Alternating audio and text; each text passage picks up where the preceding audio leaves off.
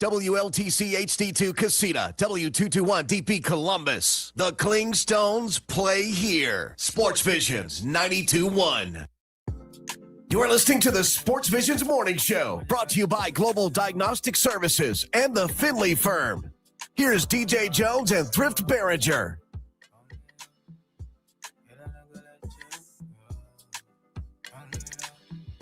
Good Wednesday afternoon, actually. You know what? I feel like that. Good Wednesday morning, ladies and gentlemen, and welcome to another edition of the SportsVisions Morning Show. I tell you what, Thrift, I just a little shaken up into this morning. Having you in that seat is a little different, man. It seems like it's been forever since you've been over there, man. Yeah, I know it. Richard always gets it started in the morning, but he's retiring today, so congratulations to Big Rich. And he's not retiring away from. Actually, I can't hear myself in my ears too good. Thrift, I don't know what's going on over there, but it's actually not sounding good. I'm good in your ears? Yep, I'm good in my ears. Good in your ears. All right, let's put this thing in here. Let's put it. Let me try another port here. But starting out a little rocky, but we're gonna get it started. Nope. Nothing happening there. Nothing there. Don't know what's going on. But anyway, I'm gonna trust the fact that you are flying this plane and I'm sounding decent. Oh yeah. That's what a producer does. That's what a producer does. Hey, first of all, let's say good morning to everybody out there in SportsVisions Nation land. Again, we appreciate the fact that you are allowing us to help you get your day started. And, of course, it's Hump Day, halfway through the week. We are halfway there. It's amazing that these days are going by. We are already into 2026. We're at the end of the month, man. We're getting ready to go into February here shortly. But bottom line is we are locked and loaded. Got a great show on tab for you.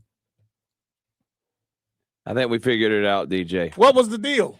I've no idea. You just know how to figure stuff out. I just figure it out. Just started shotgun diagnostic. Man. Exactly. Yeah, that was good. Now that if you can imagine not hearing yourself, but you're talking, and I don't have a problem with that. But when we've ever had that situation, quite that desperate. But the bottom line is, hey, look, we're up and running. I want to say once again, good morning to everybody out there in Facebook land as well as YouTube. We appreciate the fact that you are allowing us to help you get your day started. And furthermore, we are happy that, of course, Richard Holdridge is going to be retiring from the U.S. National Guard. He and his family are going to be enjoying that celebration. Richard has done a tremendous job. Is it 22 or 23 years? 23 years he's been doing this, and he's done an amazing job, and now he gets to focus on what he wants to do. Absolutely, but they're going to take him out officially. So that ceremony, is it today or is it tomorrow? No, it is this morning. So they left last night, him and his family, and they will be back this afternoon, but that will begin this morning. Well, Richard, if you're listening this morning, we're proud of you, buddy, and of course, hey, man, you deserve it. This is your day, and we're going to dedicate this show to Richard. Of course, he loves to do broadcasting, sports broadcasting in particularly, and of course Georgia, Alabama sports live, as well as this station, SportsVision 92.1, is a huge part of his life. No doubt about it. He loves every second of this, and if he could have been here today and do his retirement, I promise you he would. Absolutely. Hey, Thrift, bottom line is, hey, look, last night the Pacelli Vikings, both boys and girls, basically clamped down on Calvary Christian. Everybody was when I say everybody, but a few people thought maybe that Calvary's boys would have been able to give, make more of a stance. But the boys lost 77-39 to Calvary, and the girls got beat 47-27. Yeah, I expected the girls. Calvary girls have had a tough year this year. Boys was expecting maybe a little bit closer of a game than last time, but Pacelli just another animal, and it shows. Calvary has played really good ball. They've come in 15-6. They were ranked number 3 in the state heading into that showdown with Pacelli. But it's just the defending state champion back-to-back. They have too much experience, and they're playing their best ball right now of the season. Big ups to KK Jackson. She had 19 points in the girls' game. And, of course, Arthur Johnson, the long bomber, he had 20 points in the boys' game. And, of course, Matthew Melvin had 24 points and had like 3 or 4 threes, man. He's shooting the lights out.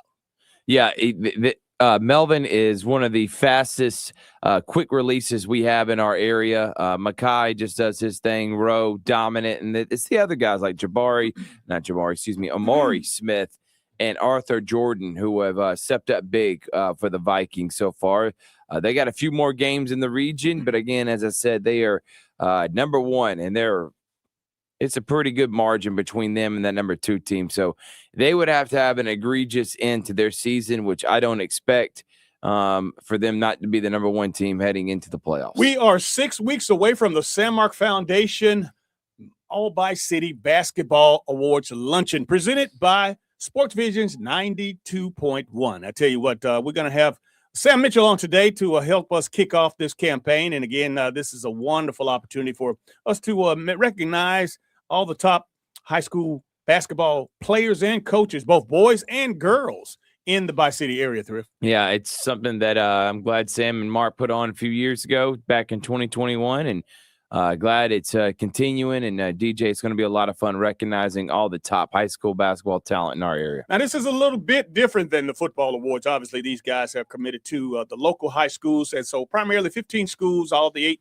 public schools and 3 private schools. And again, Harris County and Russell County are in that 15. And again, that's what they chose to do. They wanted to keep it near and dear. And they're really still early in the program. So they want to make an impact. And I think I really get a kick out of those guys telling their story. And again, having the opportunity to sit them down in front of the student athletes and, of course, all of the coaches. These guys have each stories to tell out of both coming from the neighborhood of East Highland. And, of course, humble beginnings it is. But I tell you what, these guys have done a tremendous job with their foundation. Again, Dream and Achieve, the Sam Mark Foundation. You say Sam Mark, that's Sam and Mark together. And I know I hear Rich sometimes say Samark and different things, or some people can't, they don't get it. But if you just think of those 2 guys, they're using their first names. And that's it. And that's it. Sam Mark Foundation. And these guys been going at it about going on 22 years. And in fact, Corey Black is the director of that. That's one of the great responsibilities and the great things that he has been doing and a part of in this community. But we are so grateful for the Sam Mark Foundation. Yeah, Corey does an amazing job at the San Mark Foundation. It's been giving back, and that's the goal. The mindset is to allow student athletes from this area to experience things they may never have in their life. And I'm glad that they've been at the forefront of bringing back, us showcasing and showing love to all the high school basketball players in our area. And some of the awards that you would think in basketball, quite obviously, the Mark Upshaw, he was an explosive offensive player with Columbus High School and went on to the University of Rhode Island. So then he got an offensive award, more or less the offensive MVP, in a sense, named after after Mark Upshaw. So it's the Mark Upshaw Offensive Most Valuable Player Award. And, of course, last year, Tony Montgomery, the outstanding guard out of Carver High School, he was the guy last year. And who's up next? Who's the guy this year? If you had to pick somebody right here today, Thrift, who would it be? Top player in the area this year. No, top offensive player. Probably Champ Simpson. Him, Braylon, they're putting up, the freshman from Glenwood, putting up over 20 a game. But probably give it to Champ being a senior and right now has his ChattCo team, number 1 team in the state. Number 1 team in the state. And again, Sam Mitchell, he, of course, with the great coaching career that he's had in professional ball. We have the Coach of the Year award for him. And as of right now, who would that be? Boy, that's a big, tough choice there. Yeah, it would be. I'd probably – actually, no. I already kind of told him that I'd voted for him anyway. It'd be Ronnie Brattle over at Russell County. They're about to win a region championship. They're 19-4 in the year, ranked in the top 10. I'd give it to Ronnie. Ronnie doesn't have a Division I caliber player on his team or a guy that puts up 25. He just got a bunch of guys that know how to play, love playing with each other, and are just fundamentally sound. So I definitely probably get Ronnie Battle over at Russell County. All right. And so both boys and girls have awards in those categories. So then, it's a good thing, and we're looking forward to it. But about 6, maybe just a little bit over 6 weeks away. But I tell you what, less than 5 weeks away was the basketball state tournament. And I know that right now things are shaping up. You have, of course, with Georgia, Alabama, Georgia, Alabama Sports Live, the rankings of such. We talked about that a little bit yesterday, but I want to recap that because it's so important. And I know that it's a grind down the stretch. A lot of the big games on the schedule, the last 4, 5, 6 regular season games before you get into the region play and region tournament and on to the state tournament. But as of right now, Thrift, it's looking good. And but I tell you, man, the season has come and gone in a flash. Yeah, it has. And we have a few more weeks left of region play. this week. We got some big ones. Carver Sumter on Friday for the girls. That's a region championship. For the boys, Carver's got a pretty good lead. Spencer's got 2 losses or 1. I need to go check that, but I know Sumter County's got 2 losses. Carver is 16-3, and they are undefeated in region play. They beat Shaw only by 6 points last night. We didn't go to that game, but Shaw has found a way to be very competitive with the Carver Tigers. So Carver's 9-0. Spencer, and this is for the boys, 6-2. Sumter County 6-2. Kendrick 5-3, and then Shaw at 4-5. Those are the 5 teams that have a chance to make the playoffs this year. I want to talk a little bit more about that Shaw game and Carver. Obviously, Shaw has something going on out there. Do you recall any of the top players that actually? Yeah, because again, head to head, they don't look like they match up well, but apparently so. Yeah, well, the guard play, Elenzo Talley, he plays really well. They got Sneed, who's pretty good. Brendan Baldwin, Houston Baldwin, they just brought over from Hardaway. He's been a kind of a stable, and those senior guards have helped Shaw and Coach Horton in his first year stabilize and be competitive. They're 10-9 right now, and they're done with Carver, and they already played Sumter, so the rest of the games are very winnable.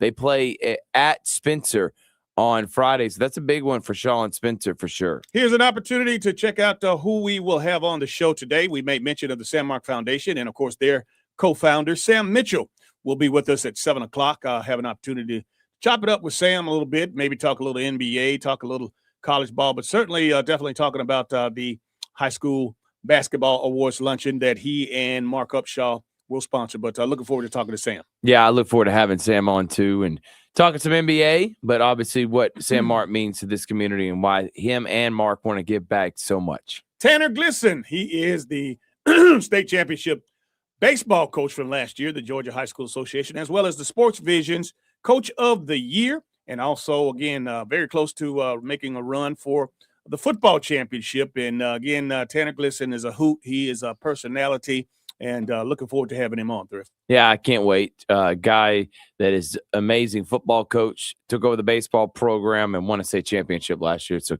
ready to kind of kick off baseball season this year. Well, the Columbus Clingstones will be getting underway, and I know Richard had a countdown. He was up in, I think he was getting just around 100 days away from opening day at Synovus Park. But I tell you what, through all of this bitter cold weather, some of the ice and sleet that has been here, Brendan Seaver, the director of field operations for the Columbus Clingstones at Synovus Park, he'll be with us, and again, we'll find out how he's doing is trying to keep that grass alive down there, man, because I know it's a tough choice. It's 30 degrees outside, and of course, yesterday it was 29 degrees as low. So it's going to be really interesting to see. And again, from what we see in the forecast, a couple of more days left of this bitter cold weather. Yeah, it is, and I hope everybody out there is staying bundled up. And I'm interested in hearing what Brendan's having to do leading up to opening day. Absolutely. Now, of course, there's some noise going on just south of here down in Casita. There's a school called ChattCo, and they're playing some damn good ball. Champ Simpson is the name that's coming out of there. And again, he has already signed,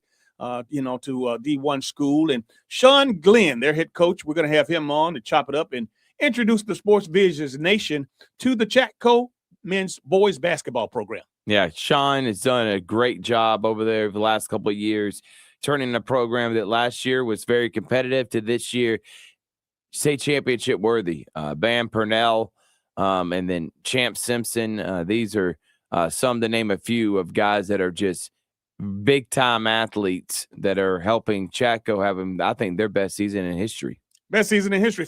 Before we get out of here, what do we have anything on tap for tonight as far as local high school basketball? Yeah, SARS Mill, Harris County, that was supposed to be played yesterday, but it was moved because of the tragic accident that happened this past weekend. So Harris County SARS Mill basketball will be on tonight, and then Valley will go to Glenwood. That's right, Valley at Glenwood tonight. So we got some rare Wednesday night basketball on Georgia Alabama Sports Live. All right, let's go ahead and take our first break of the day and let you know that you are watching Facebook Live as well as YouTube, and you are listening to WLTC HD2 SportsVisions 921. This is the SportsVisions Morning Show. Hey, ladies. Hey, mom. What's up? Let's slide. All right. All right. So we gonna get it. You smoke. I smoke. I drink. Me too. Well, good. Because we gonna get got drops, got clips, got trucks. got jigs. Alright, and we gon' take a ride tonight. So mama, What's up? let's slide. Alright. And we gon' get it on the Now it's downtown clubbing, ladies' night. Seeing shorty. Hey, it's Dan Patrick. Thanks for waking up with the SportsVisions morning show with DJ Jones and Thrift Barringer. Catch me at 9 a.m. every weekday morning, right here on SportsVisions 92.1. Good morning. I'm Michelle Jennings, and here are your morning headlines. Raul and Brandon Reyes are facing human and drug trafficking charges. Columbus police arrested them as part of a months-long investigation with the Drug Enforcement Administration. The two men are expected to appear in Recorder's Court Thursday afternoon. In other news, District 3 City Councilor Bruce Huff is not seeking re-election at the end of his term. Huff, who has served on the City Council for nearly 16 years, has already endorsed longtime advocate Dr. Jake Golden as a potential candidate for his seat. Huff did not specify his reason for not seeking re-election. But California native Cherie Aaron is seeking Bruce Huff's District 3 councilor seat. Aaron laid out her platform of community access, neighborhood investment, and community engagement at her campaign kickoff Tuesday. Also vying for the District 3 City Council seat is Columbus native Zach Lee. From WRBL News 3, I'm Michelle Jennings. Have a joyful rest of your day. Good Wednesday morning. We are off to another cold start with these temperatures in the upper 20s and low 30s, but you'll notice mostly cloudy skies this morning, but those clouds will slowly thin out as we go throughout the day. Those highs reach 50 this afternoon. Tonight, again, dropping into the upper 20s. We do finish the week with highs near 50 degrees, and a few light showers do work their way in the forecast by Friday. Another surge of cold Arctic air arriving for the weekend. To get the full story, visit sportsvisions921.com and click on the WRBL tab. SportsVisions 92.1. J. Smith Lanier and Company is now Marsh & McLennan Agency. We remain a full-service insurance, retirement, and risk management firm specializing in employee benefits, commercial insurance, surety, and personal insurance. It's our business to be there for you in the moments that matter, as we have for over 150 years, protecting what and who matters most. Marsh & McLennan Agency is one of the largest insurance brokerages in the United States, offering high-touch service by trusted local insurance specialists. Located in Brookstone Center Office Park and online at marshmma.com. This hour brought to you in part by Gill's Auto Sales, now celebrating their 40th anniversary. The second I see that Chick-fil-A text in the group chat, I'm throwing my shoes on and running out the door. Hey, I'm Layla. And I'm Kaylin. And a little thing we love about the Chick-fil-A chicken biscuit is how it feels like an easygoing morning. The chicken adds the most flavor. It's juicy and seasoned. The biscuit is just very light and airy and fluffy, just like a cloud. I also love to put jelly on mine so it's sweet and savory. It's a good start to the day. Mornings are a little bit brighter with the Chick-fil-A chicken biscuit and Simply Orange juice. Available on the Chick-fil-A app. Real guests paid for their testimonials. I'm a pretty great multitasker. I can wash dishes and do laundry. I can roller skate while walking my dog. I can even order lunch while doing my homework. But I can't use my phone while driving. A distracted driver is one of the leading causes of death in the United States. So when it comes to driving, please, don't be a multitasker. Don't drive distracted. A message brought to you by the National Highway Traffic Safety Administration, Project Yellow Light, and the Ad Council. Operation Homefront, it opened up so many possibilities. It took us from a hopeless situation. Now we're homeowners. We have a savings account. It's completely changed the way our life is. Our household is so much happier. Visit OperationHomefront.org to learn more. While serving in Afghanistan, I was shot in the head by sniper fire. The fighting was so intense, the medevac chopper was barely able to land. I was given a 5% chance to live. I'm Adam Alexander, and I'm a veteran. Today, I visit classrooms and talk with kids about dealing with life's struggles. I tell them, with a little help and a lot of work, that you can overcome any challenge. DAV helps veterans like Adam get the benefits they've earned. They help more than 1 million veterans every year in life-changing ways. I know that some struggles are big and some are small, but they're all struggles, and you have to learn to get through them. With support from DAV, more veterans like me can live their best life. And as a new father, I have one more reason to keep on keeping on. My victory is being there for the next generation.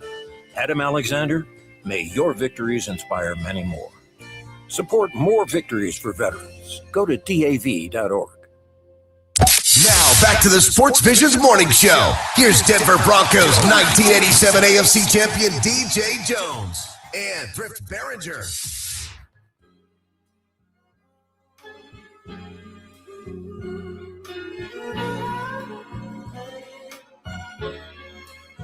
Welcome back to the Sports Visions morning show. Good Wednesday morning, everybody. It's a great day for a great day.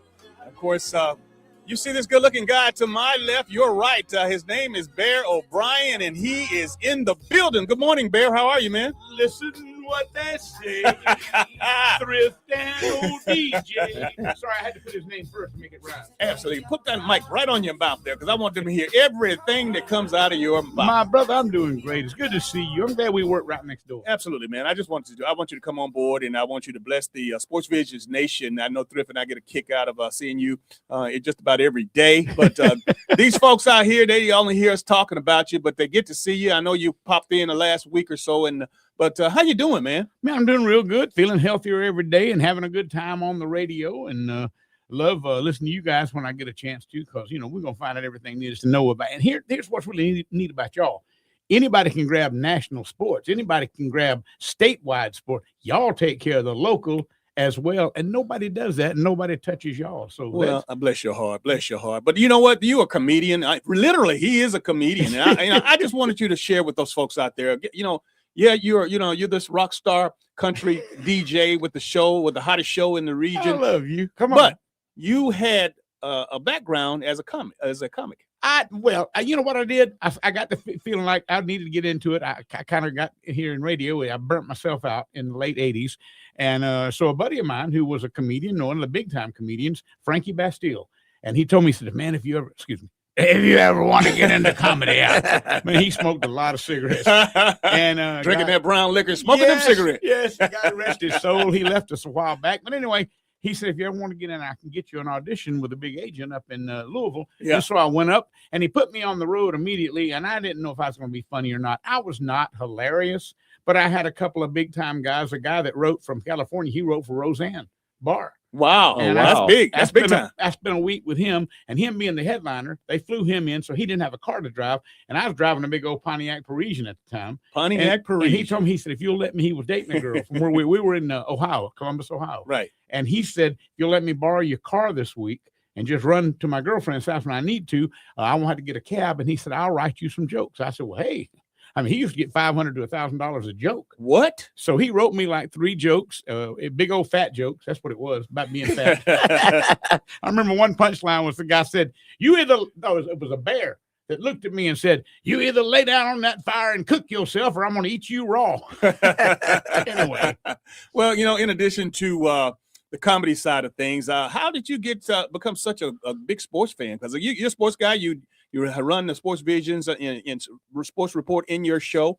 You always keep up with the Braves, and I know you keep up with who's going to the Super Bowl. But when did that sports thing hit for you? Probably late 60s, because I was born in 60. So about 69, I was 9 years old. My dad and mom and I used to go to visit my cousins up in Atlanta and then spend the night. Well, my uncle was on the railroad, and if he had to go to work, my dad and I didn't have a whole lot going on. So we'd ride down to Fulton County Stadium, Atlanta Fulton County Stadium, and we would get we'd get tickets at that time. I remember, even as young as they were like $4, $3 to $5, and you could go in and kind of pick your seat. And we would always go to right field and look right down on Hank. And I didn't realize then what a legend, how big that man was standing up under me. But, as I got older, I really, really did. And so we started with the Braves there, and then we saw some of the coldest. You remember how the wind used to whip through that Fulton County Stadium? Oh, yeah. Oh, man. And then my dad got me into the Falcons. And so we started going to Falcon games. And you know what, DJ? I never really understood sports. Not that I understand it that well now, but I didn't understand the theory of baseball or what football was all about till I got older. But it was still fun. I remember watching Joe Kapp with the Minnesota Vikings beat the Falcons, and I think it was 20 below zero in that stadium. And but I did. I've got some great memories from being there. So that's what turned me into a sports fan and an Atlanta fan. And I'll be honest with you, I've always loved New Orleans too, since Archie Manning. And most Falcon fans will tell you can't say that. No, that's Aints, man. No, man. But my wife is the same. There we go. So yes, so she's the same. So she was born and raised in that area. So I have to. Anyway, that's where the sports thing, and I love it. And you know what? I've tried to get into tennis. I've tried to get into golf and basketball. For some reason, I don't have that urge. It's all great. It's great competition, but football and baseball, that's my thing. Bear, let's talk about, we just had your wedding show, PNB Broadcasting did. How about that? And talk about just how great, PNB, we host many events like this. We have car giveaways. It's just an awesome place to call home, not just for the Sportsman Morning Show, but obviously for Bear O'Brien. Other companies, and I am not here to put anybody down. We've got a lot of great friends in radio and TV all over the place. We're all one big family, but there's a little competition. And there's another company here that did their best whenever we, first put PNB Broadcasting together, when our good friend Jimbo Martin put it together 16 years ago. And I came back from Montgomery and came to work here. We would have to we were competing a little bit because they would come at us for everything we did.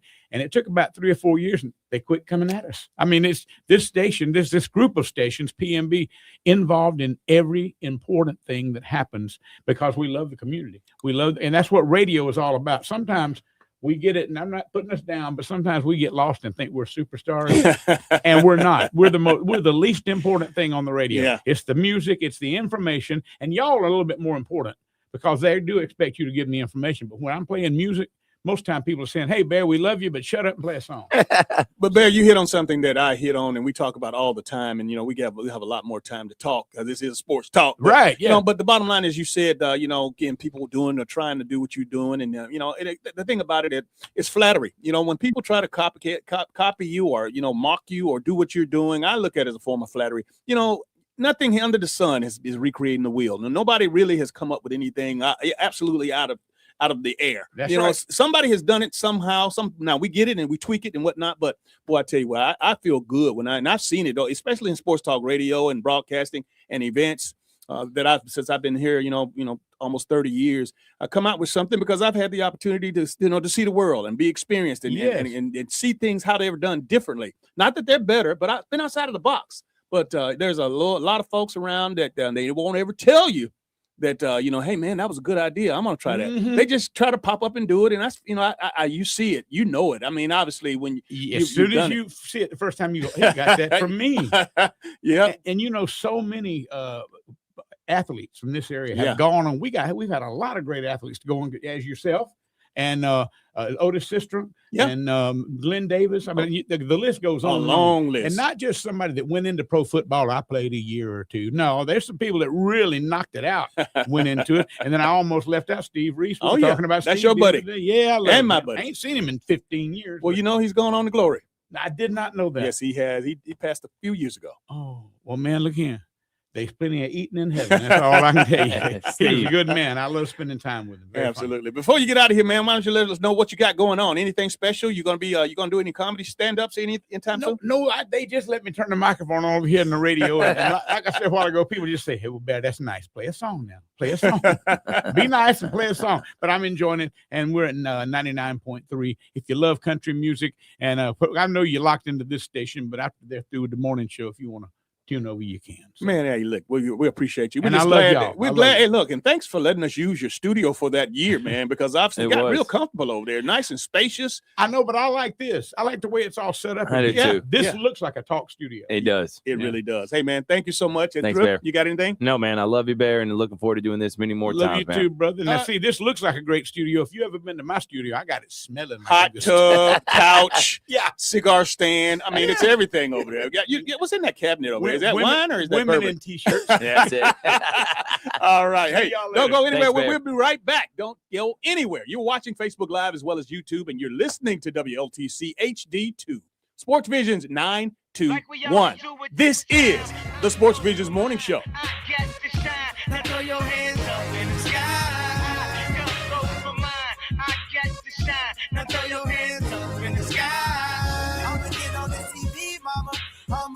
I'ma put it down. Hey, hey, hey, hey, hey. I'm coming to the good life with the CLG. Won't even get pulled over in they new V. The good life. Let's go on a living spree. They say the best things in life are free. You are listening to the Sports Visions Morning Show. Sports Visions 92.1. Did you know you can add renewing your driver's license or ID card to your grocery list? The Georgia Department of Driver Services now offers self-service kiosks at select Kroger and Publix locations. From renewing or replacing to updating your address, the kiosks will issue a temporary paper license, and you'll receive a permanent card in the mail. Skip the line and save time by adding your driver's license renewal to your grocery list today. You'll even get a $5 discount on your order. Visit dds.georgia.gov to learn more. Sponsored by the Georgia Department of Driver Services. This is an important notice to all U.S. taxpayers. The IRS is giving away billions of dollars in tax savings through a federal program called the Fresh Start Initiative to aid delinquent taxpayers. This initiative was established for anyone facing financial hardship and unable to pay their back taxes. Qualifying and enrolling in this program will stop all collections, settle your delinquent tax problem, and even reduce what you owe by thousands of dollars. Call the hotline at People's Tax Relief to see if you qualify and get this free information by dialing 800-924-7415. If you have unfiled tax returns or cannot afford to pay your personal or business back taxes, you can now get the help you need. One simple phone call can resolve your tax problem and save you thousands of dollars. To see if you qualify and to get this important free information, call 800-924-7415. 800-924-7415. 800-924-7415. Gotta get to Gills Auto Sales. We can finance, you got to get to Gills. Selection and price. Got to get to Gills. Gotta get to Gills. Happy 40th anniversary to Gills Auto Sales. This will be a year-long celebration with inventory and deals like you haven't seen in a long time. Every lot in Gills' lineup is stocked with a car, truck, or SUV that you've been dreaming about. Hey, want to save more than ever before on the vehicle of your dreams during the 40th anniversary celebration? You gotta get to Gills. Joey from Vermont, a farmer trying to get through the winter. Adriana from South Carolina, a single mother living paycheck to paycheck. Liam from Ohio, an injured father struggling to provide for his family. Hi, I'm Shanola Hampton, and I support the Feeding America network of food banks because they help provide over 6 billion meals to people in need each year. Learn more at feedingamerica.org. And Doug. Oh, what a horrible call. Hey, ref, open your eyes. Ref, you're really not going to call that? Come on. Hey, ref, why don't you customize your car insurance with Liberty Mutual and save money? I don't think you get what we're doing. Sure I do. We're all just giving him advice. You guys on sports, me on saving money. Nope, that's not it. Only pay for what you need at libertymutual.com. Liberty, liberty, liberty, liberty. The YMCA is just a starting line, for the true self blooms only when we find our purpose, what makes us tick below the surface. Y is the before work hustle, an after school home, a section of my block, a corner to call my own. With my Y, I stand strong, seen and supported all along. It's a million faces in a mirror, and everyone belongs. Find your Y. Join today at ymca.org for a better us. We're always going a million different directions. But Kinetic Credit Union makes it easy for all of us to stay connected all in one place. With the Kinetic mobile app, we both can monitor our accounts on the go. We can create account alerts so we know when there's a change. Apply for a loan or credit card. We can even open a new account. Plus, you can quickly pay bills, transfer money, or make a deposit anytime, anywhere. Kinetic makes our life a whole lot easier. Kinetic Credit Union, the energy for your dreams. Covering local and national sports. This is the SportsVisions Morning Show on SportsVisions 92.1. Drafted by the Pittsburgh Pirates and the Green Bay Packers. Here's DJ Jones and Thrift Barringer.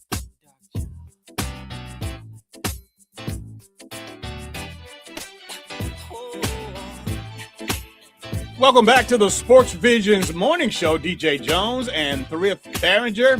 Big shout out to Richard Holdridge, who's retiring from the United States is National Guard this morning after 23 years. And Richard and his family, the ceremony will be a little bit later this morning, but we are so proud of you, man. And again, we appreciate what you do for Georgia Alabama Sports Live as well as SportsVisions. And we hope that you have a fantastic day. Yeah, we appreciate you, Big Rich. Can't wait for you to get back and tell us about that experience, man. Shout out to Darlene Andrew Nugent. She says that it's great to hear Bear back on the mic, and he said that he's missed on the AM side. But I tell you, man, Bear's a legend. This guy has been around for 4 or 5 decades, actually 4 decades, and he has been a hot property ever since. Yeah, he has. And Miss Darlene actually has a couple of great wrestlers that have graduated from Pacelli, and a big part of that wrestling program over there with Coach Adrian Anderson. I think a couple of their sons won state championships in the past couple of years, including last year. So thank you, Darlene, for tuning in. Shout out to our good friend Ricky Rogers. Happy Hump Day, man. We appreciate you. Thanks for listening. He says the Cavalry girls are young, and you said that, Thrift. Yeah, they played Pacelli tough last night. I know they didn't lose about 17, but it was a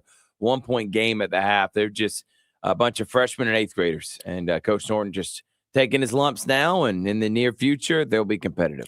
Also, big shout out to our good friend Bobby Brown. He says, good morning in the truck headed to work, and good stuff. He says ChattCo is his root. So, again, Bobby Brown, and, of course, we know that he went to Spencer, obviously, when Spencer was out there on Victory Drive, I believe it was, and, again, that was right down the road, right up the road from ChattCo. Yep, and I listen, Bob, we love you, and Bob's a relentless him, Ricky Rogers, and Stanley Crowell. We got to find something for them where we got to get something special, either get them to call in, have a debate. We got to make sure that they feel like they're very important as they are every single day. They already feel that. They know that. We're going to shout them out. Whether we shout them out or not, they know they're important. And, in fact, Stanley Crowell, man, again, that's that smooth guard from Carver High School back in 74, 73, 74, 75, around that time, man. I told you, this is the guy that wears the headband he wore around his neck like a choker. And that was just a cool look back in the day. And, again, that's when you had to pull those socks all the way up to your knees before y'all start wearing those those ankle socks, man. I mean, it was just a flash and style. We had the All-Stars, the Converse All-Stars, the canvas ones back then, man. But now, hey, it's a whole different world. It's these guys are playing basketball in running shoes. How about that? Yeah, they're playing. It's a lot different. But I tell you what, Stan the man, I would love to see you jacking up some threes now, man. Yeah, I really would love to see you guys. And he's still slim, trim. He's goes about 6'4". He's right about 6'4". Not shy, just shy of 6'5", but he still looks the part. And we appreciate you so much. Thrift, while we were talking, let's talk about these basketball rankings because, again, when you first started, I think people really appreciated it then, but then, it was just so different. Kind of like what Bear was saying, when you come out with something and you do something and people start complaining or they want to copy it, you caught all kind of hell. But I hadn't heard anything recently about the polls as you been able to eloquently come out week after week, year after year with the polls now that you don't get much fuss anymore. No, there are some people, but most of the time people respect our opinion because we keep up with it more it's than your damn else. poll. That's what it is. And it's our poll. I know we just moved ChattCo to number 1. First time that they've been number 1 all year. Pacelli was recently, and then Carver for majority of the year. But ChattCo's only got 1 loss this whole season. They're the prohibitive favorite. And how we do our rankings is chance to win in your league. How good are you? How dominant are you within your league? And they're all that. They're the favorite. They're dominant. They got an elite player. I have them number 1. And they look like they're going to be a state champion this year. I got Pacelli 2. Because they already beat Carver 3. And I know everybody's in an uproar. Well, Russell County beat Pacelli. Yes, but that was at the beginning of the season. And I don't want to take nothing away from a great win from Russell County. They came back down 23, but I don't know if that happened 9 times out of 10, but it did happen. But again, how we do our rankings, who has a chance to win a state championship within their league? And no offense to Russell County, but in 6A, they're ranked like 9 or 10 in Alabama Sports Writers poll. Pacelli is so far ahead of everyone else in the GIAA, and I get it. It's a little bit not near itself as a league as a 6A public school, but that's just how we do our rankings. That's why Pacelli's up top. Good deal. Hey, look, good job last night, and shout out to Dave Flatter. He was on the call for Georgia Alabama Sports Live with the Pacelli Cavalry game, and I tell you what, man, Dave has his own unique way of doing things, and I love that gravel. But I tell you what, that adds a little something to it. Yeah, Dave's got his own unique flavor of being able to handle his business, and he does a good job of that. He handles it as a true professional, and that's what you're supposed to do. Now, everyone has their own unique way of being able to go about it. I will tell you this, though, in my opinion with my guys, and I'll tell it to their faces. I got a bunch of guys that love talking, okay? And there's no problem with that for baseball. when there's a lot of dead time. In basketball, there's too much. Yeah, in basketball, there's too much going on. Like, you don't got enough time to be telling stories. You got some time to give some barbs, but I don't feel like you need to have 15 pages of preparation for notes, because when are you going to get it in a high school game? This is, no offense, if we had an actual real live professional, and we do a professional broadcast, but you get what I'm saying. If we had 9 different cameras, we're doing 2-hour pregame production meetings like we do for the state championships, you can work your way with some storylines and put graphics up. When you're doing 3 or 4 games a day, you don't got time for that. So you just go in, you talk about what you know, and you talk about the players that are on the court right now. But I'll say all that to say can't wait for baseball season. Dave Plata, stories after story after story. The man can talk. Mike Peacock, story after story after story. We call Richard the Rambler. I mean, need to say anything else. So when baseball season gets here, when there's a lot of dead air, I got guys that know this area, got a lot of rich in history that'll do a good job at it. So looking forward to it. So what I gather from what you just said, some games and some sports, when you're broadcasting in the booth, you got to hit it and quit it. Just stop. Hit it and quit it. Get in and out. Yeah, and I'm almost to the point too sometimes where, and again, and I've had to tell the guys, and this is for any young broadcaster out there, there's a difference between calling on the radio and then calling for streaming and TV.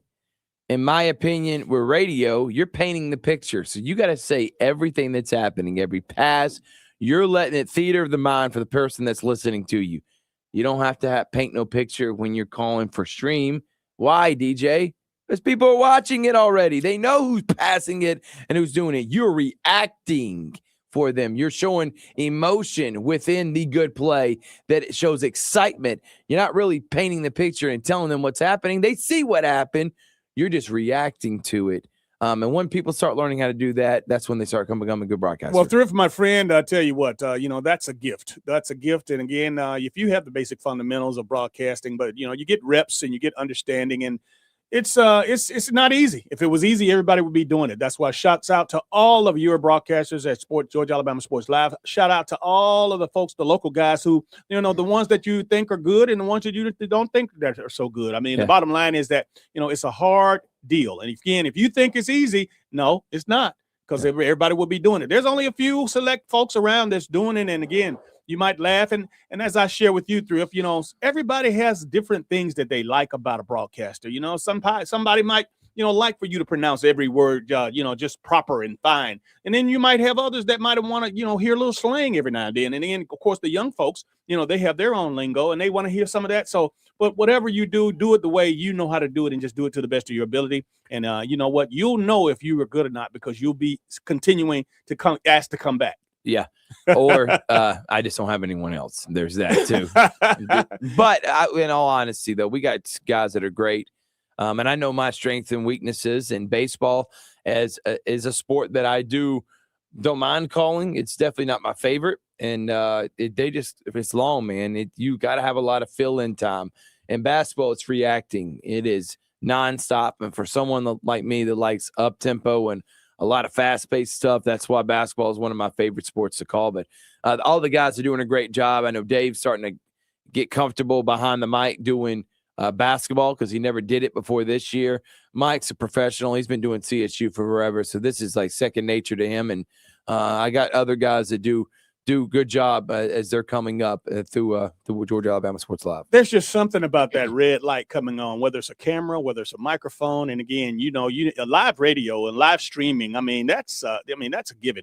And it takes a great deal of confidence.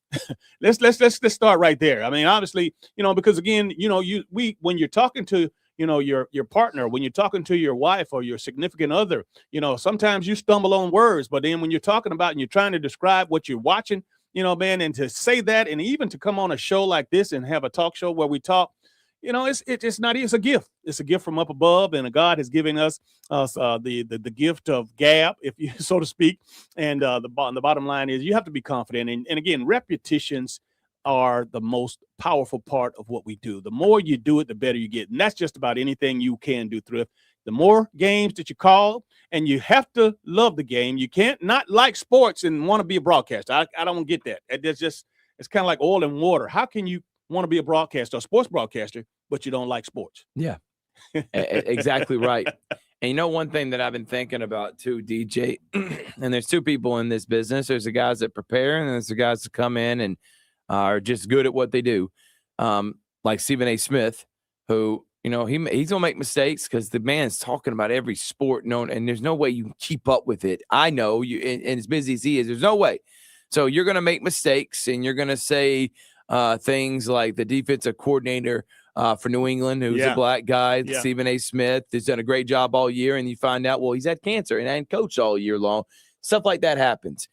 But in my opinion, I'd rather listen to the entertaining Stephen A. Smith that may be getting things wrong every now and then, maybe not near as prepared, than someone that is overly prepared, got all the information, but just boring and personality. And I keep emphasizing that when anybody comes to me about, hey, how do you go about calling games? How do you go about doing a radio show? I'm sorry, man. I can have every bit of information known to man. I can make sure I can say everybody's name perfectly. But if I don't show any personality, I don't have any fun to myself, does anybody give a damn what I'm saying, DJ, or going to listen? No, you got to have that. So I love all the preparation. Man, good job. You need to be professional. But if you got no personality, you ain't making it in this business. Energy. Gotta have it. You got to have it, especially in the morning. You're dealing with these people that are just getting up, and they don't. I mean, the last thing they want to hear is somebody that's not excited, and somebody that's not going to get them fired up, somebody who's not going to, you know, make them feel like they are, you know, right, need to get it going. Hey, let's step it up. But I'm glad you brought up Stephen A. Smith's name, man. I'm glad you brought it up because I'll tell you what we'll do. Let's go ahead and take a short break. We'll come back. Oh, we'll continue with all of this. You know, this is just off the cuff. Hey. Don't go anywhere. You're watching Facebook Live as well as YouTube, and you're listening to WOTC HD2 Sports Visions 921. We are your hometown sports guys.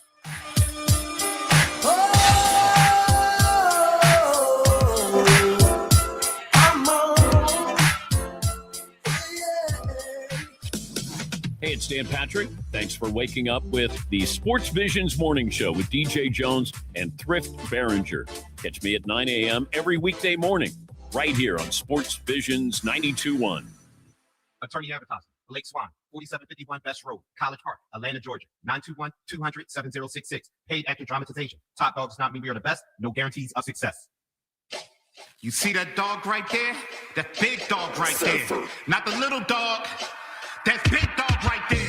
That's top dog right there. That's big dog right there. You see that dog right there? That's big dog right there. That's the dog that you call. If you get into an accident, that's the dog that you call. But any type of accident, big or small, life or death, you make the call. You call the dog. What the dog trying to do? Dog trying to bite him. What the dog trying to do? The dog trying to bite him. If you get into an accident, just call the dog. If you get into an accident, call Top Dog Law. Gotta pay attention to what I'm saying. Any type of accident, you call the dog. Big or small, Top Dog Law. I love playing sports, especially for my school. And that's because school sports are special. It's where it's safe to fail. It's where we're taught resilience, where our fear becomes confidence. It's where we learn to get back up after every fall. School sports are where 7.8 million students go from I can't to I can. This message presented by the GHSA and the Georgia Athletic Directors Association. Lori's Furniture Express, your express way to saving. Are you looking for that special something for your sweetheart this Valentine's Day? Well, what about a new recliner from Gorey's Furniture Express? They have over 100 recliners in stock, plenty of colors and styles to choose from. In fact, you could get matching his and her recliners, and that's only at Gorey's Furniture. You're going to love this place. Alabama Highway 169 in Opelika. At the YMCA, finding your why starts by making an impact together, touching lives for the better. It can be the gift of time or treasure, supporting a community through talent without measure. Here, compassion fuels commitment, finding fulfillment through enrichment, serving and improving. What a way to live, and what a gift it is to give. Find your why and get involved today at ymca.org for a better us. Running a business can sometimes feel like you're going at it alone, but you don't have to. At the East Alabama Chamber of Commerce, we're here to help you build relationships that matter, grow your business, and amplify your voice in our community. From networking and learning opportunities to advocacy and support, the East Alabama Chamber of Commerce connects you with the people and the resources that help make your business thrive. Because when local businesses succeed, our entire community grows stronger. Don't just do business, make an impact. Join the incredible network of the East Alabama Chamber of Commerce today at EALCC.com. WLTC HD2 Casita and W221DP Columbus. You're listening to the Sports Visions Morning Show. Sports Visions 92.1. If it's local, it's on the Sports Visions Morning Show with former Georgia Bulldog DJ Jones and Thrift Barringer. In the city, maybe you should drive a Yukon. Welcome back to the Sports Visions Morning Show. Good Wednesday morning, everybody. We appreciate you allowing us to help you get your day started, and hopefully you're up and at 'em. And, of course, whether you've been fixing breakfast for the kiddos and getting them ready to go off to school, or whether you're fixing breakfast for yourself, getting ready to go to work, you might be stuck in traffic already because, again, there is a lot of construction as we go down, of course, University roads. Macon Road has nip and tuck. But on the north side, how's it look as you were driving in? Yeah, it wasn't too bad, DJ, but I want to tell everyone right now, if you're listening and you're stopped at a light, look in that mirror. Today's your day. Yeah. You're going to go out and dominate. I like it. It's hump day. We're getting past Wednesday. You know, once you get past Wednesday, it's all downhill after that, DJ. Downhill indeed. Hey, we were talking about Stephen A. before we went to the break. And, Stephen A., you don't like him or not, the bottom line is he is at the pinnacle of our profession in sports broadcasting. And, you hear a lot of people that talk crap about him, and you hear a lot of people that think he's the best thing since sliced bread.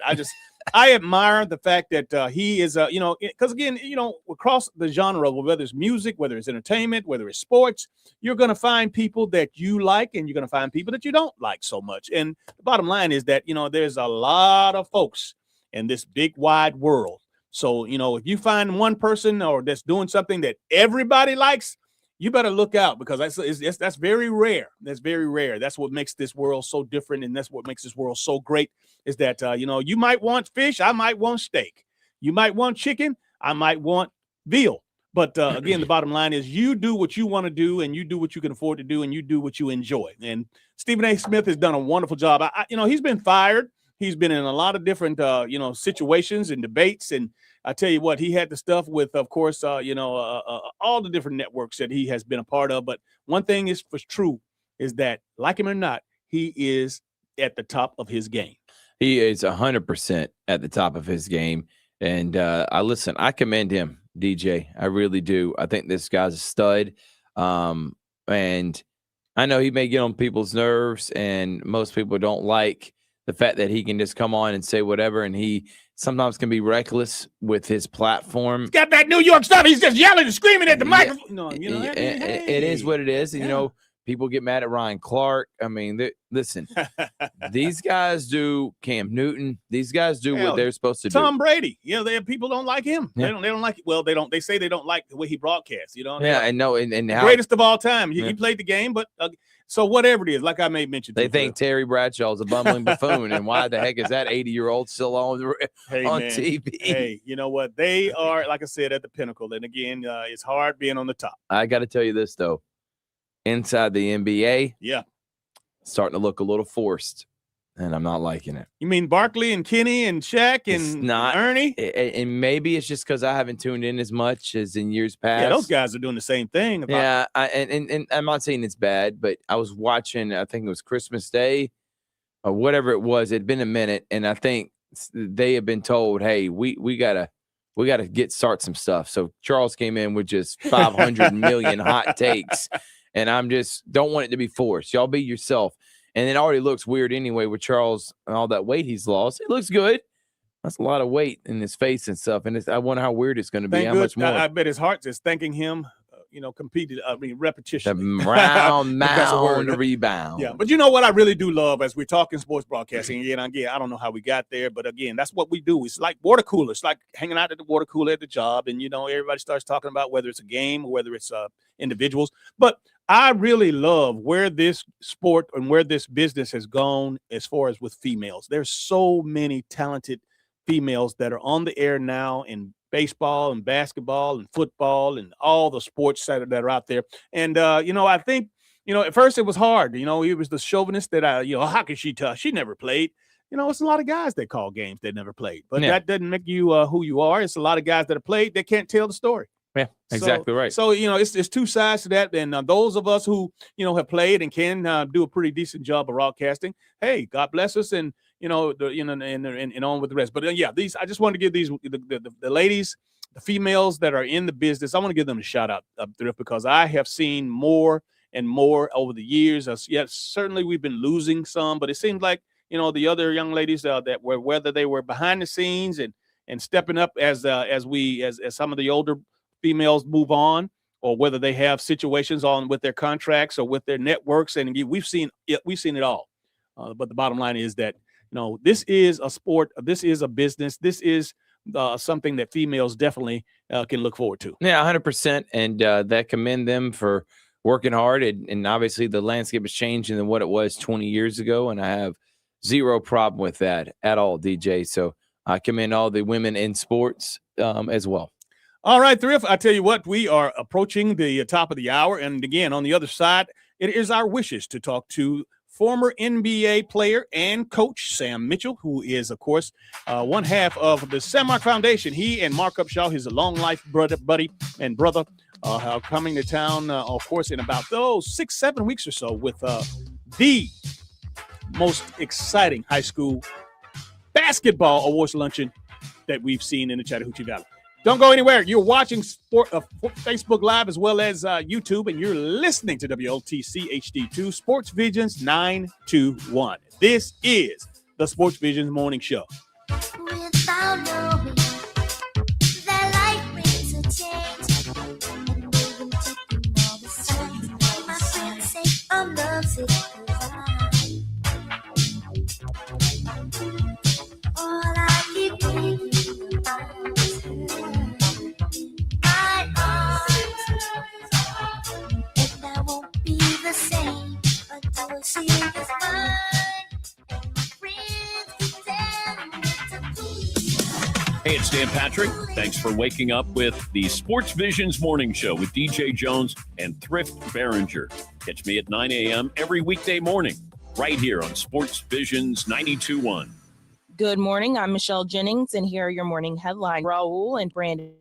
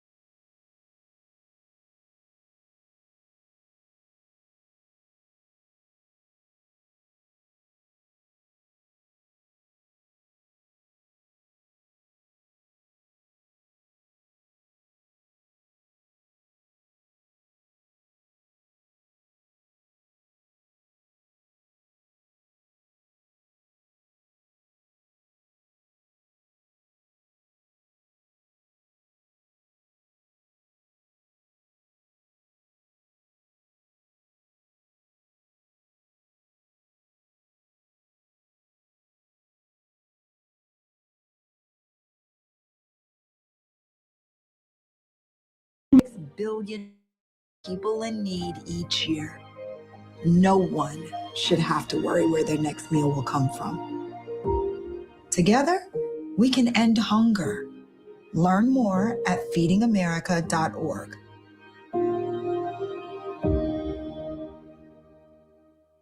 Catch the Paul Feinbaum Show, 3 to 7 on SportsVisions 92.1. Now back to the SportsVisions Morning Show. Here's three-time Georgia Bulldog SEC champion and 1980 national champion, DJ Jones and Thrift Barringer.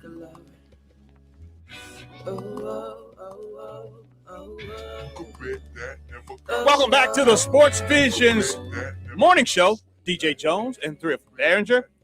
I want to say happy birthday to my beautiful Aunt Marion Bishop. I tell you what, her birthday, she celebrated 84 years old, 84 years young, and we appreciate her. And she is just as beautiful now. That was my dad. Her and my dad were we look like twins. I'm dropping the ball right now. Yep. I'm sick to my stomach. You should punch me in my head. What you mean? Happy birthday to my mom. And yeah, I ought to be ashamed of myself. She is 30 years young today. So happy birthday, Mama Barringer. Love you, Mama. Good deal. I'm glad that I thought about wishing my auntie a happy birthday. Again, the fact of the matter is that, you know what? Happy birthday to everybody out there. I know that we don't do the special birthday shout outs and have the list and all that things, but you know, whoever you are, today is your day. And live it, do exactly what you want to do because, again, we're blessed to still be here, Thrift. Yeah, 100%. And love what she means to me. You know, everybody's got a mama. And I will be the first to admit I don't care. I'm a mama's boy. I love my dad. I'm a daddy's guy, too. But you say Walter and Betty Jones. Walter and Betty Jones. Glenn and Jenny Barringers. And I'm Larry Bush's grandson. But love you, Mama. Happy birthday. And, you know, of course, our prayers and condolences once again go out to, of course, the families and the friends and all the former athletes of Tony Dimitri who had passed away tragically a few days ago. And, man, people are still trying to wrap their hands around this situation. I mean, it's just amazing how this wonderful human being and this great coach can be here one day and tomorrow and he's gone. And just like that, and his affected, this has gone beyond just his student athletes and family, man. This is you know, more of a regional, more of almost a national story when you talk about a guy that is as accomplished as Tony Dimitri and the lives he touched. Everybody in every community around the world, you know, they can relate to this because, again, sports has been such an integral part of a lot of folks' lives wherever they are, whatever landscape, whatever they're doing right now. Can you imagine that one of your mentors, one of your coaches, one of your teachers passed away, and not just passed away tragically. Yeah. And suddenly. Very, very sad. I can only imagine what those players are going through, and this community will rally. This community will persevere. I know. I moved out there 2002. My parents did in Catala. That's part of, for those who don't know, Harris County's got its own little communities within its community. Catala, Waverly Hall, Pine Mountain, Hamilton. Is Geneva in it? And no Geneva, but those are some of the names of the little leagues. Yeah. Because Harris County's got its own little league, like Pioneer, Northern, and Harris County, they have Catala, Hamilton, Waverly Hall, Pine Mountain, as I made mention. I remember moving out there in 2002 and understanding what this community means. So we love you out there, Harris County. You know, we love you here at SportsVisions. On a brighter note, let's go ahead and bring him up. He is, of course, one of the most famous athletes and coaches to have come from these parts. His name is Sam Mitchell. You know him, of course, the pride and joy of Columbus High School by way of Mercer University. And, of course, played overseas and played in the NBA, coached in the NBA. And he is the co-founder of the Sam Mark Foundation. Good morning, Sam. How are you, my friend? Man, good morning. How you guys doing? Really good, man. I know when I talk to you, you on the road. Where are you? Where are you this morning? Man, well, DJ, Sunday and Monday, I was in Toronto doing that big snowstorms. It got 60 centimeters of snow. Wow. So I did a game in studio in Toronto Sunday night. Monday morning, I got up at 2:30 to head to the airport at 3:30. Got to the airport we drove 15 miles an hour to get to the airport. Took us like an hour and 15 minutes to get to the airport. Get to the airport, it's pretty much empty. Get through, everything's fine. My flight had actually came in the night before because my app let me know my plane was there. So even with all the snow, and everything going on in Georgia with the ice, I was going to take off at 6:15 as normal. But DJ, this is God, man. I get there thinking we're going to go. All of a sudden, an announcement is made where the flight's delayed, right? So we don't take off to 12 o'clock. So I'm at the airport from 4 in the morning to 12 noon. We take off, but before we take off, the pilot comes out the cabin and makes an announcement. The reason we were delayed, the original pilot started having chest pains. Oh, my God. So for all the people that sometimes get mad when their flight delayed, hey, let me tell you something. They can delay their flight all they want, but if the pilot having chest pains, I don't need to be on there because I'm going to start having pains. So, hey, man, I learned at that moment, just be quiet. And when God is working, shut up. Yes. Yes. You know, hey, people complain about being delayed because of weather or this or that. But let me tell you something. You get up in that air and something go wrong, you just can't pull over at a cloud and get off. But Sam, I tell you what, I'm glad that So I'm in New Orleans to answer your question. Yeah, great deal. Now I'm in New Orleans. Yeah, I'm down here with, Robert Crown. Yes. Owner and developer of company, AI company called Culturify, and we're doing a presentation to the 19 land bank schools, HBCUs, land bank schools, and we're doing a technology, doing a presentation for them to show them how AI can be used to help farmers. Okay. So, that sounds yeah, good. man. It's good. Yeah, you two don't miss many meals, so I know y'all like that. Absolutely. Well, check this out, man. We've been talking about a lot of different things this morning, but part of it is broadcasting. And Thrift and I both call games. We host this morning show, and obviously you have a career in broadcasting as well. And we were just saying how gifted some of us are, and how different in the personality and the enunciation and the culture of all the broadcasters. But in order, and I want you to give us your honest opinion. As far as I'm concerned, as long as you're being yourself and you're staying within, you're not trying to pretend to be somebody else. That's what can keep you going in the right direction. You got to be entertaining today, but it's just because you pronounce all the right words and just because you know all the stats, don't make you a great broadcaster. No, man, I know a lot of guys know stats. Stats have nothing to do with being able to broadcast. So explain to people what you're seeing from the standpoint of the fact that you used to do it. And for me, the fact that I was fortunate enough to play and then coach, it just gives me a different perspective, because sometimes when things happen, people think I'm automatically, on management side or the coaching side. And sometimes as a coach, I look at what the coach is or isn't doing. And if there's a broken line of communication, your number one job as a coach, DJ, is to communicate with people. So as an announcer, you have to make sure you give people both sides of it, and not just, I don't like announcers who take sides. Now, obviously, there are some things that happen sometimes where, you have to take a side because it's right or wrong. But for the most part, man, you're just breaking down what you see. And I try not to get into that gray area to where it's personal, but sometimes it's personal. Sometimes things happen in society or in games that you're talking about, and it forces you to talk about it. A couple of years ago when George Floyd, the incident with George Floyd, myself and Chris Miles just happened to be on air that night. So we were two of the first people to talk about it. A few years before that, after that, when the players decided not to play because of the George Floyd during COVID, right? I happened to be on air that night during that game.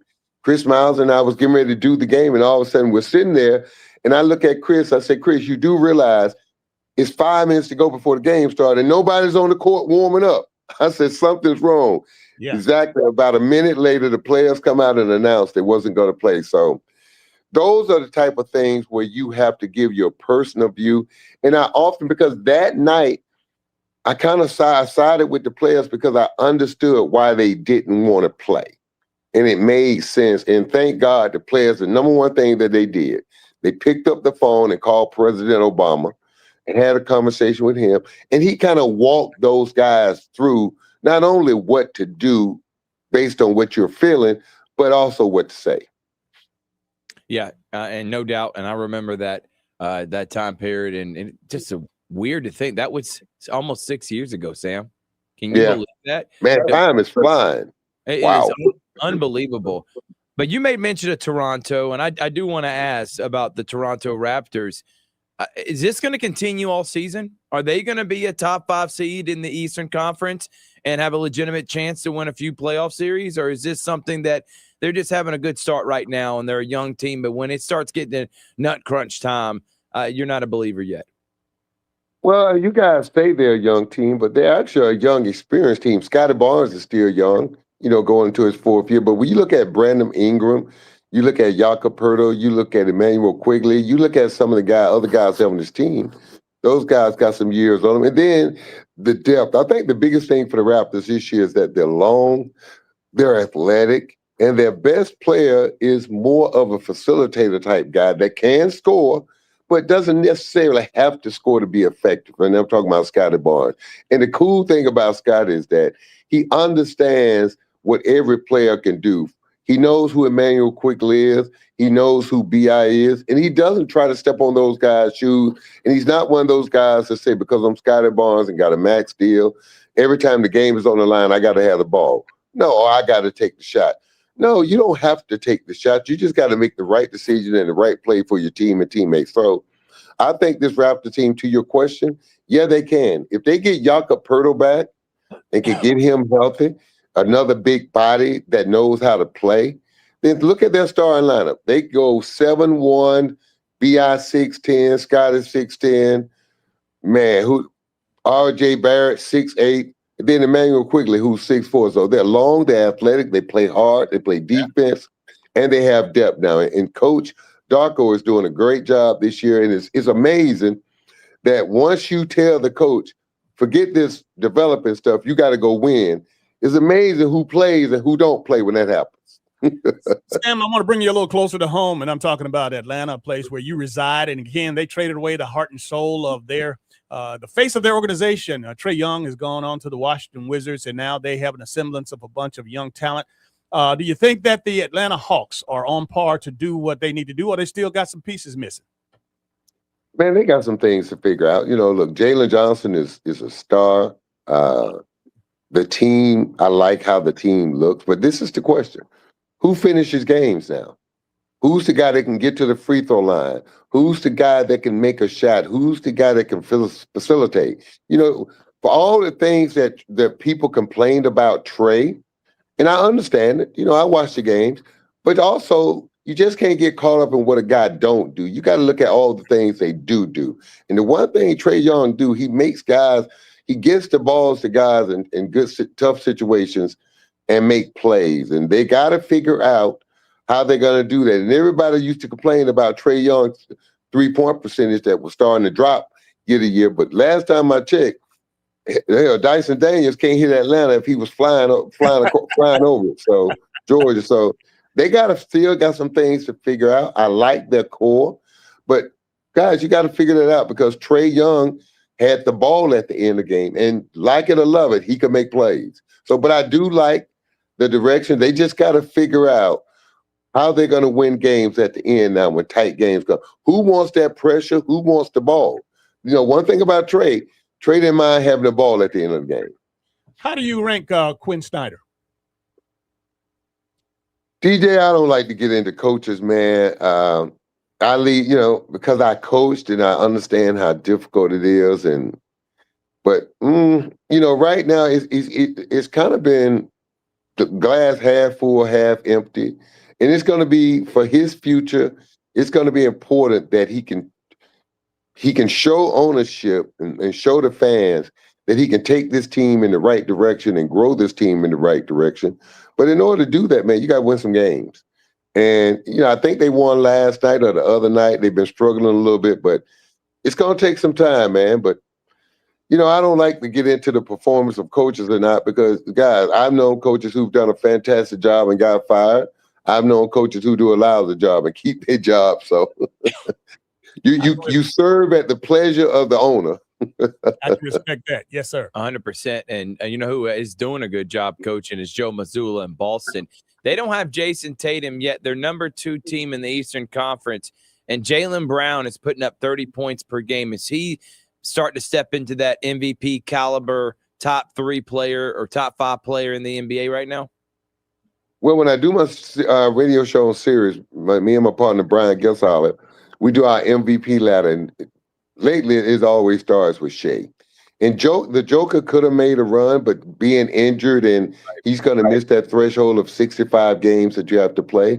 And I was kind of leaning toward the Joker, if he would have, after that 56-point triple-double.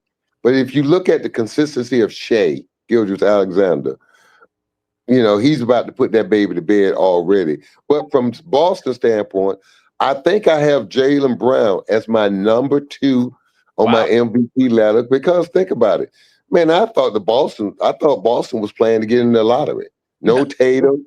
They did a drastic move. They let guys go. And the reason they let guys go, they got tired of paying that crushing tax.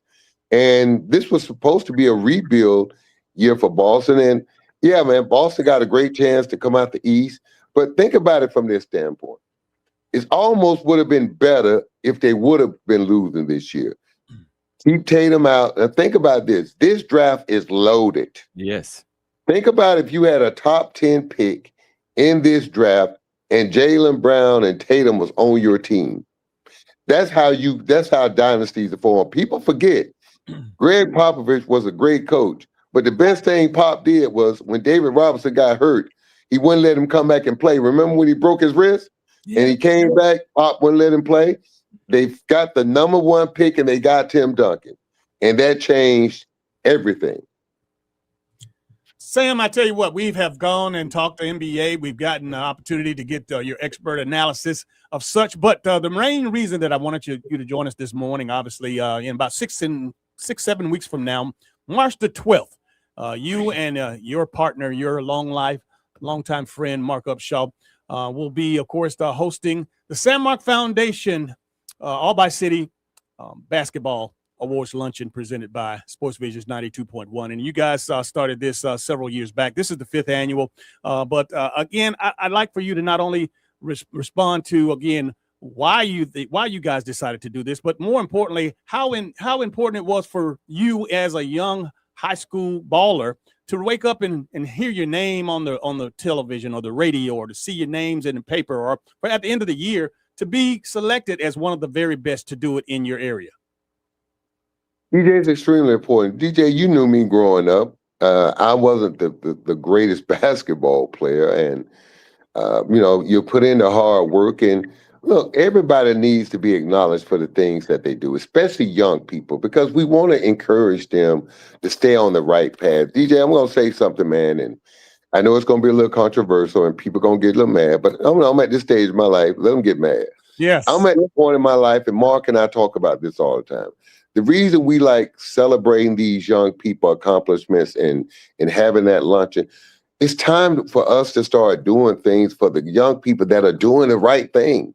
Yeah. People think because you're doing the right thing, your life is easy. No, life is hard for a lot of people, all walks of life. Doing the right thing sometimes can be difficult. We got to start acknowledging that. We got to start celebrating that. We got to start making it a big deal. We make it a big deal when we're trying to help the kids that always get in trouble. But DJ, think about this. If you got 10 kids that stay in trouble all the time, probably you can move heaven and earth. Out of the 10, you probably only gonna get 1 or 2 to change. But if you got 10 kids that are on the right path, that are going to school, accomplishing things, staying out of trouble, growing, developing, maturing, they get no help. They get no love. They get no acknowledgement. And I think we're kind of doing this thing ass backwards a little bit. Not to say that we shouldn't try to help people who've fallen off the track or made mistakes, but you got to earn that. You got to first, before we start helping you, you got to start showing the initial effort that you're trying to get on the right page and do the right things before people start spending money, time. Those valuable resources need to be sent to the young people that are doing well. And that's why Mark and I started this, because we want to acknowledge the accomplishments of these young people. And we're hoping by acknowledging these things is keep these young people headed in the right direction, want to achieve great things in their life. Yeah, 100%, Sam. And I completely agree with what you're saying. How do we get kids to want to do the right thing? How do we want to get kids to care about doing the right thing? That's the biggest point. Me and DJ were talking about earlier in the week. What makes these guys tick? And these men and these young boys and girls tick, Sam? I don't get it. not be able to sleep at night if I went 1 for 10 from beyond the three-point line and my team lost. These kids don't care. They're joking around on TikTok right afterwards, laughing when I'm watching walk down the hallway. They just got embarrassed in front of their classmates. No way I would be laughing. I don't understand what makes these guys tick. It's not what we used to be like. Guys, let me tell you something. As a coach, I don't worry about what makes them tick. I worry about what I need to do. I know one thing. We lose a game and you're laughing and joking and celebrating on TikTok. I tell you what, you'll be doing it from them because you wouldn't be on my team. I just think, guys, I don't think it's the kids. I think it's the coaches. I think we got people who are coaching now that go into it for the right reasons, but don't have the right mentality, don't have the right frame of mind, and don't understand what you necessarily have to do to be a good coach. Let me tell you guys something. The two best coaches I ever had in my life, it wasn't because X's and O's. It was Larry Oswald, believe it or not, yes, who I only played for 1 year, and it was my college coach, Coach Bill Bibb. And let me tell you why they were the best coaches. Because when I did some stupid stuff or ran my mouth, they suspended me. Okay. They put me in my place. They checked me early. And by checking me early, it made me understand that no matter how good you are, there's still a certain way you have to conduct yourself. You have to play. You have to work. And so I say this all the time to kids. And guys, when I got suspended at Mercer, I was averaging 27 a game. Yes. I was the leading scorer in the nation. Wow. Right? And we were going on the road to play 2 conference games that we could win. And the coach and I got into it over something stupid, and I ran my mouth. And the coach did his job, and he suspended me. And the funny story is, the sports information director used to make me laugh all the time, Bobby Pope. And Bobby said, Coach Bibb cried that night. He tossed and turned. He said, Bob, I'm going to send him a plane ticket and get him out here because we got to win these 2 games. And the best thing he did, guys, and if you young people listening, the best thing he did was left my butt at home. Wow. If he would have recanted and flew me out and played those games, what kind of message that would have sent to a young 19, 20-year-old? That, hey, just because you're good, you can get away do what you want. But what he did by suspending me, even though I was not just the best player on the team, I was one of the better players in the country at the time, and he left my butt at home. And I'm telling you what, guys, it was a wake-up call for me. And Coach Bibb has passed on, but I thank him all the time for suspending me. Now think about that. I thank my coach for punishing me for doing the wrong thing. Wow. I tell you what, man, part of that is being tough. Part of that's, your upbringing. But again, today it's a challenge. I'm telling you, it's a challenge because, again, they don't make them like they used to, Sam. DJ, it's a right to play on a sports team. Yes. It's a right. And you have to understand that. And we as coaches need to make sure these kids understand. Dude, it's not a given. It's a right. And it has a lot more to do, more than talent. It's not just about talent. You play team sports for a reason. You learn things. You learn how to play with others. You learn how to work with others. You learn how to pull in the same direction. You learn so many different lessons. And I'm afraid that we got some coaches teaching kids today that the only thing they should learn is who's the best. Yeah. Yeah. Boy, I tell you, boy, you hit it out of the park, man. Unbelievable. Listen, I wish we had more time, but we had just enough time for you to get that message in, man. But listen, we're going to start from this day on, and obviously until, of course, Thursday, March the 12th, down at St. Luke, 11:30, where we'll be honoring the top boy and girls basketball players in the Bi-City area. And thanks to you and Mark Upshaw and the Sunmark Foundation, man, it'll all be possible. Well, DJ, Mark and I have been friends, man, almost 48 years. Wow. And I tell you what, man, a lot of what Sam Mark does is a dream of Mark's. I tell kids this all the time. If you don't know how to dream, get in somebody else's dream. I jumped in Mark Upshaw's dream about 48 years ago, and I think I'm still in it. Well, thank you so much, my friend, and have a great rest of your morning. All right, guys. Take care. Yep. Love you, Coach. That's the great Sam Mitchell. Man, he hit some things. Corey Black commented saying, Coach, that's 100. He's right. When I talked about the fact that these players, we want to hold them accountable, but that's the coach's job. And saying that winning's more important than your attitude, how you carry yourself as a young man or young woman, that should never be the case. And I know your coaches wouldn't allow that either. You're absolutely right. Hey, look, let's go ahead and take a break. When we come back, another great coach. He's just from right up the road, and we get the benefit of talking to him in just a few minutes. You're watching Facebook Live, and you're listening to WOTC HD2 Sports Visions 921. This is the Sports Visions Morning Show. Tell him you find a little something too fresh, I know. Tell him I'm next. Tell him you find a little something too fresh, I know. Put a little gold in the teeth and the fit good, so I took the doors on the deep. Okay, I see a brother holding you. You're listening to the Sports Visions Morning Show. Sports Visions 92.1.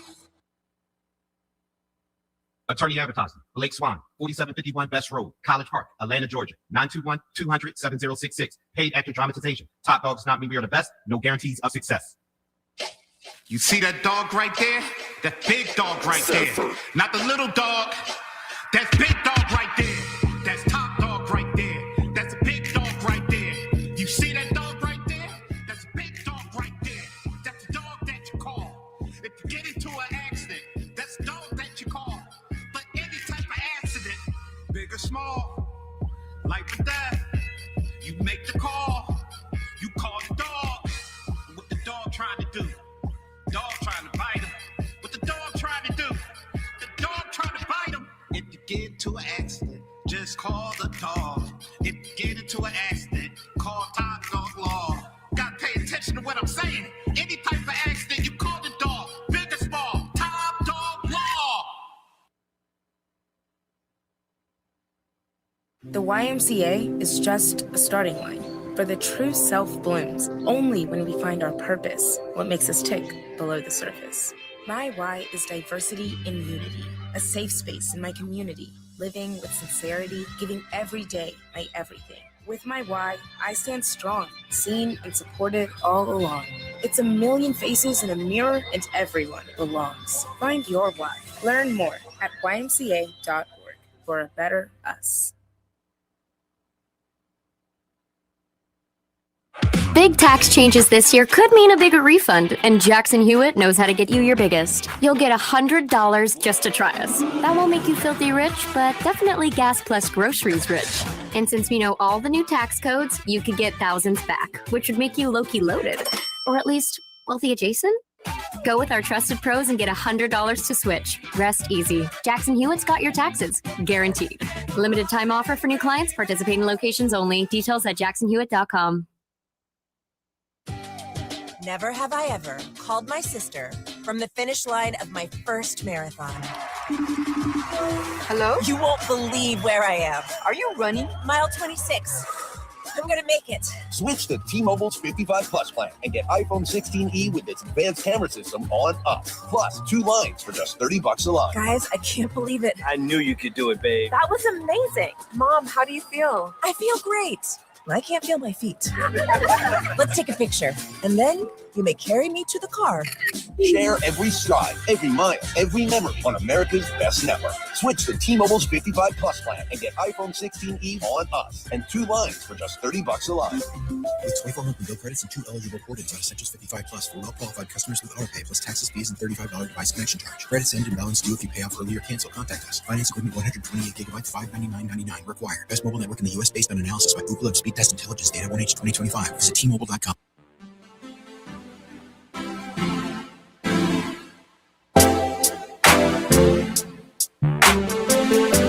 If it's local, it's on the Sports Visions Morning Show with former Georgia Bulldog DJ Jones and Thrift Barringer. Welcome back to the Sports Visions Morning Show. It's Hump Day. Of course, it's Wednesday. Hey, we're halfway there, Thrift. I mean, it's amazing that it's all downhill from here. Unbelievable, man. Halfway through the halfway point of the week. Big shout out to Coach Sam Mitchell, man. I tell you what, you're talking about a Hall of Famer. This guy was a Mercer Hall of Famer, a Chattahoochee Valley Hall of Famer, some other Hall of I mean, this guy, again, been here, done that. From the pride and joy of Columbus High School. And I bet there'll still be people that will say, you don't know what you're talking about. You know what? That's just that's the way it is. And again, speaking of guys that obviously he can help do a wonderful job, and he's doing a great job with his kids. And again, you talk about old school. This is a guy that he's probably still got some of those old school theories and perceptions with regards to how he's coaching, but it works. He's a champion on the baseball field, and he's a champion on the football field. Please help us welcome to the show Tanner Glisson. How are you, Coach? DJ, I'm doing good, baby. I don't know if y'all can see my picture or not. Thrift, can you see me? I love it, man. You look great. Hey, look, I got Florida State in here this morning. I got Penn State in here this morning. We are rocking and rolling, baby, at Troup High. Hey, man, congratulations. Woo! But I don't see any Georgia Bulldogs, but I'm representing. I'll be the DJ, they been here. You know that, baby. You know how we roll up here. Absolutely. Hey, man, thank you for joining this morning. I know you got to handle your business, but, man, we are so proud of you and what you've been able to accomplish, man, and we just wanted to get an update as far as where you are. We're on the steps of baseball season right now, a front step, and just wanted you to give us an understanding of what you got going on. Yeah, DJ, it's been great. Hey, I listened to y'all a little bit this morning on my way in and stuff, and Coach that you had in front of me did a really, really good job. And look, let me just kind of say my opinion on a couple things real quick. It's our job as coaches to paint the vision for these guys, right?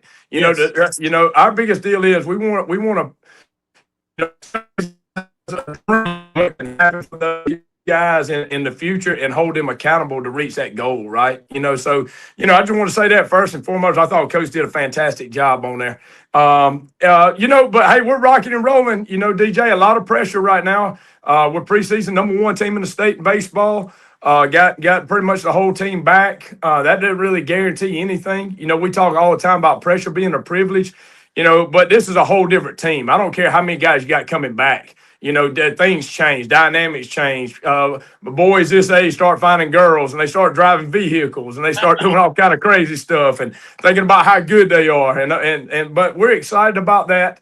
From a football standpoint, it's wide open right now. Like I said, we got Florida State in here this morning, Penn State. We've got UCF coming in. We got all kind. I think we got 9 coaches supposed to be in here before 9 o'clock this morning.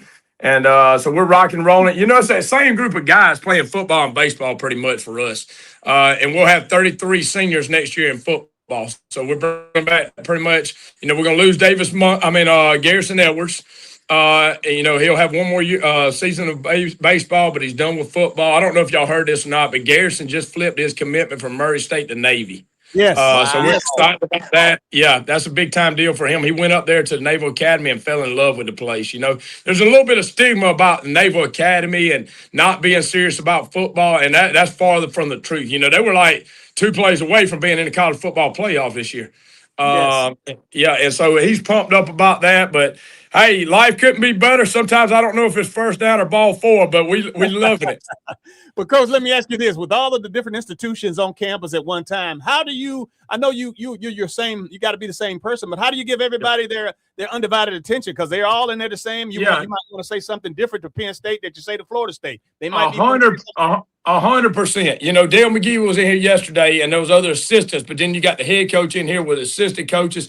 So here's what we've done, DJ, is we now have 2 recruiting coordinators and not just one. All right, because this thing has changed so much with the transfer portal. And hey, look, it's not like we've got the linebacker Culpepper who's got offers from everybody in America right now, right? And then we got the running back Warner who's got offers from everybody in America. Those guys aren't the ones that need our help. Those guys are going to go wherever.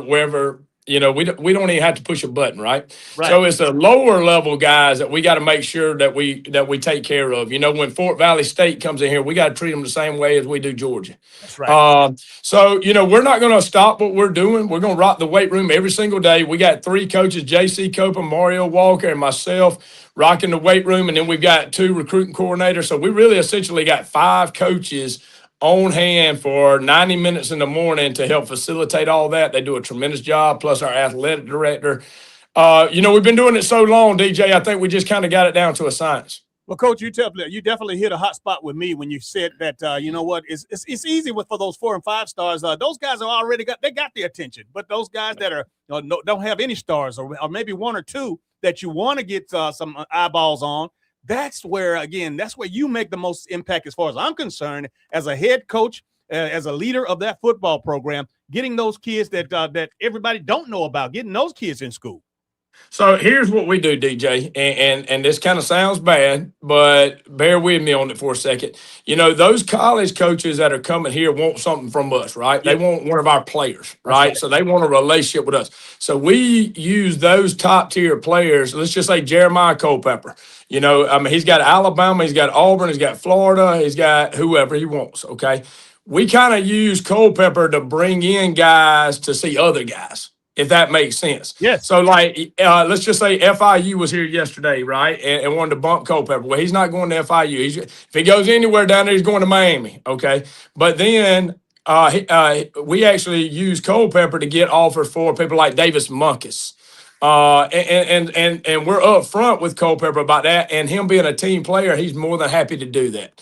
And there's no knock against those other coaches, but when you have a couple of top tier guys, these coaches only have a short window to hit places now, especially with this transfer portal. They can't go everywhere nowadays. They have to hit the places like the Troups, the Carver Columbuses. They can't hit everywhere right now. But when we bring those guys in, we say FIU, you know, you may not get Culpepper. However, we got Davis Munkus. Right. And that kind of feeds off each other. You know, we've got about 10 guys right now that have Division I offers in that junior class. So that's a big deal. Wow. That's awesome, Coach. And I'm super excited about it. And again, thank you for allowing us to come and broadcast several football games this year, and looking forward to doing some baseball games as well, man. But I want you to kind of allude to that transfer portal. We got to get your perspective from a high school coach, and I'm so glad you keep bringing it up. How hard is it now for your kids to get recruited? I'm not talking about the 5 stars. It's the kids that were getting those junior college at lower level, D1, D2. Now they're finding those are even harder to find because D1, D2 are waiting on transfers. D3's waiting on transfers. And then the high school athletes, the one getting left behind.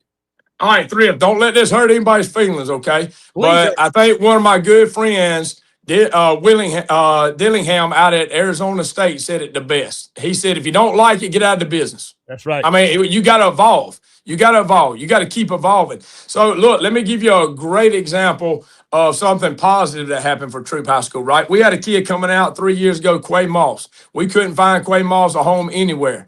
Quay Moss was a full qualifier. We went and sent him to Dodge City for 6 months. He went from Dodge City to West Georgia. He went from West Georgia to K-State, and he loved K-State, but their head coach retired, and now he just signed a huge NIL deal with the University of Tennessee. So for that kid, that thing paid off the way it was supposed to play out, right? Does that make sense? It does. It is what it is, right? And you're exactly right. However, now the lower level folks, like your junior colleges, are really, really benefiting for this as well. Don't let them think they're not. They're getting a higher caliber player now. It used to be there was a big stigma on like junior colleges that you went to junior college because you didn't have grades. That's not the case anymore. All right, these guys are being able to go to a junior college, play for 6 months, get developed more, not use a year of eligibility, and then get pulled out into the transfer portal. Now, is it hard? Absolutely. However, Thrift, the biggest deal is you got to create relationships with these coaches. So when you call a coach and you put your stamp on a kid, they say, yeah, Coach G at Troup, he's been doing this for a long time. The proof is in the pudding. Let's take one of his guys. All right. And that's the biggest thing. Now, people that don't have those relationships might be struggling at the moment. And I encourage those guys, keep your head up, keep doing it. But the biggest deal is you can't lie to these guys in recruiting. These guys know you can't go in there and oversell one of your guys. Like, we don't have to oversell our guys because he's either going to play for you or he's going to play against you. All right, so we don't have to go in there and try to oversell them. Here's who they are, and college recruiters kind of like that. But look, does it create other obstacles? Yeah, it does. But on the flip side of that, it ain't totally bad either. You know, it's really not. I can tell you some wild stories about this transfer portal right now, and it's something. I tell you what, Troup County's Tanner Glisson is the head baseball coach and the head football coach at Troup County High School, right up the road from us here. Because let me ask you this question, and again, I'm in all seriousness. And again, you got the big time schools there, but is Point or LaGrange College anywhere on your radar? Absolutely, DJ. And I will tell you that that's probably my biggest obstacle here. Because the perception when, what they say about a prophet in his own hometown, it's kind of the same thing. Our kids are in their own hometown. They don't think of it as being a bigger school, right? They want to go out. But those coaches at Point and LaGrange are on the up. They're doing a really great job getting their programs, and they're thought of by high school kids outside of this area a lot highly than they are of the local kid. And we got to get that mindset. And I get it now. There's some kids that do need to get the heck out, and they need to go. But that's not just because we're not sending a ton of guys there. That's not a good viewing of their program, because we think the world of their programs, and we're trying every day to get more kids in. We just had an offensive lineman that came down between Berry and LaGrange College, and he ended up going to Berry, but LaGrange was right there in the mix. Coach, you're number one team in the state of Georgia preseason rankings. The bullseye is definitely on your back. The spotlight is on you. Can your guys walk the walk and talk the talk?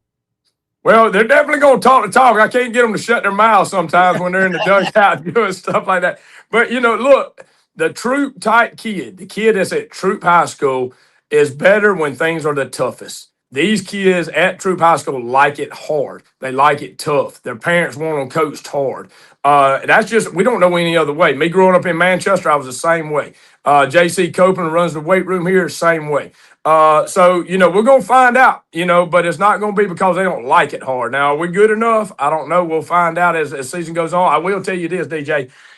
We've got coaches on this coaching staff in baseball that have been here for 15 years. I've only been doing it for 5. They say this is by far the hardest schedule in baseball that Troup's ever put together. And we did that on purpose. Like the front end of this schedule, we're going to 3 different tournaments this year, and it's all 7A schools, 6A schools, state champion type schools. We're scrimmaging Rockmart, won a state championship. We're going down to Savannah. Even the lower level schools, we're playing Savannah Christian, Calvary Day, all those schools down there. We're going to find out, but it's not because they're not ready for the opportunity, I can tell you. Coach, right down the road from you, a great, great man and a great baseball coach. We lost him the other day, tragically, Tony Dimitri. I don't know, again, but for the folks that are listening out there, if you could, can you imagine, can you describe what it's like losing not just a great person, a great coach? Those kids in that community loved him so much. Can you explain, again, from your side of it? I don't know how good of friends you guys were. But we were. Yeah. Great friends. And you only high school coaches understand what other high school head coaches go through, right? And so Dimitri did a great job. Look, I'm old enough to remember, DJ, I played baseball against his dad when his dad was at Jordan. I just think the world of him, his family. I'm just heartbroken, man. Heartbroken. He's got 2 sons on the team. He's got a nephew on the team. They were bracing for a tremendously big year. They were going to be, and they still are, but they're going to be really, really, really good. It's heartbreaking, man. Heartbreaking. It's heartbreaking for his buddy who was involved in that. I don't want to get into the details of it, but he and his friend were just having a good Saturday night, and man, it's just heartbreaking, man, because he was right with baseball and coaching in high school. He cared about kids. He was doing it the right way. So our just condolences go out from Troup High School to everybody over in Harris County. Yeah, and right, y'all being neighboring counties. I know y'all have a rivalry, but you respect each other. Oh, yes. Stuff like this is what it's all about with sports. We throw the records and everything else out the way, and we're there in need. Coach, you're a heck of a guy. You've done an amazing job building your program the right way. There's only going to be a matter of time before those colleges come knocking, if they haven't already.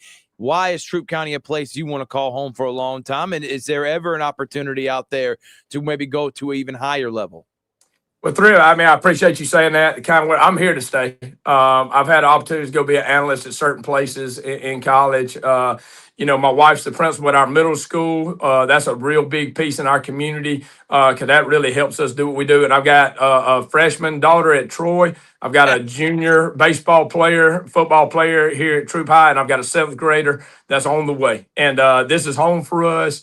Maybe when I retire, I may double dip and do something like that with some of my buddies that are in the profession. But, we're not going anywhere. We're staying here at Troup High. Our administration here is great. They allow me to do on a daily basis what we got to do to be successful. And I appreciate the kind words, but as of right now, I have no desire to do that. Like those opportunities have presented themselves. But we're happy here at Troup High. Coach, let's shift a little bit to your baseball team. And again, some of the names that we might not know that you're expecting big things from this year. Would you share that with us? Yeah, absolutely. I'll just go around the horn real quick. Behind the plate, Brady Willis is coming back as a starter. He'll be a junior. He's very, very athletic. He's very small. He's a smaller type player, but he's super, super athletic behind the plate. We have to replace our first baseman, Ethan Goff. We're going to do that with Courtney Wilson, who's about a 6'4" first baseman that's very, very athletic, left-handed kid that can really swing the bat. Second base, we're going to have a little swinging door over there with Torian Delaney, who's coming in from the outfield. And there'll be times when we have a freshman in there, Tay Pope, who is extremely athletic. Moving over the shortstop, we have to fill a gap there because we lost Fisher Baltzell to CVCC. But that's going to be our second baseman moving over there. It's going to be Chase Mosley. He'll be our starting quarterback of our football team next year. Really good player. Our captain's back at third base, Carson Walker. He's committed to Central Alabama. Going to do a really fine job. In left field's Garrison Edwards. Y'all know about Garrison. He was the first player I've had at Troup High to be first team All-State in football and baseball.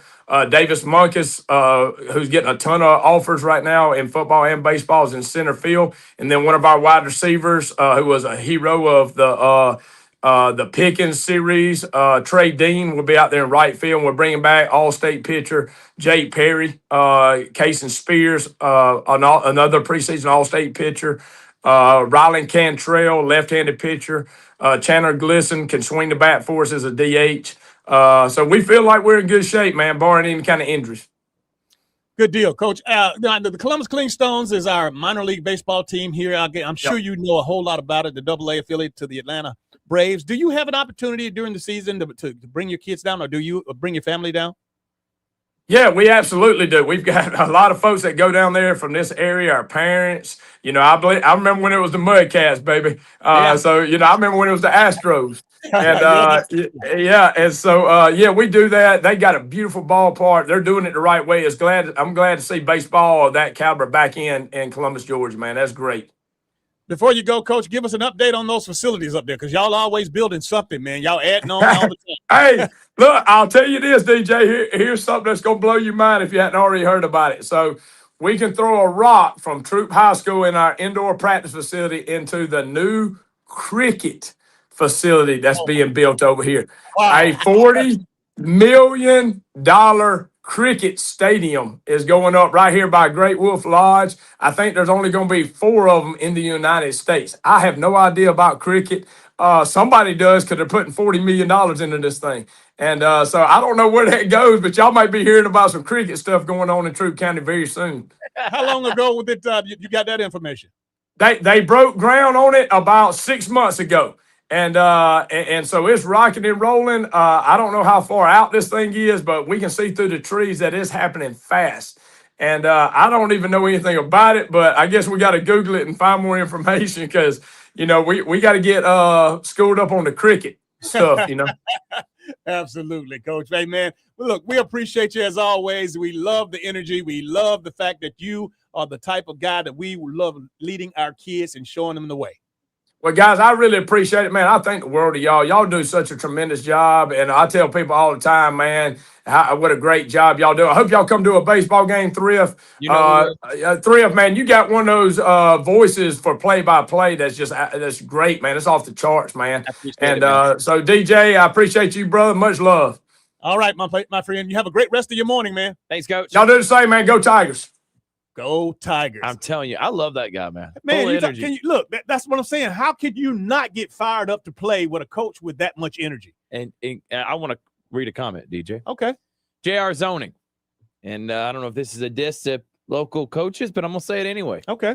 Having your child shown to coaches must be nice. Having your child shown to coaches must be nice. Definitely when the child performs well in the classroom and on the field. I just asked mine to do his best and pray over him.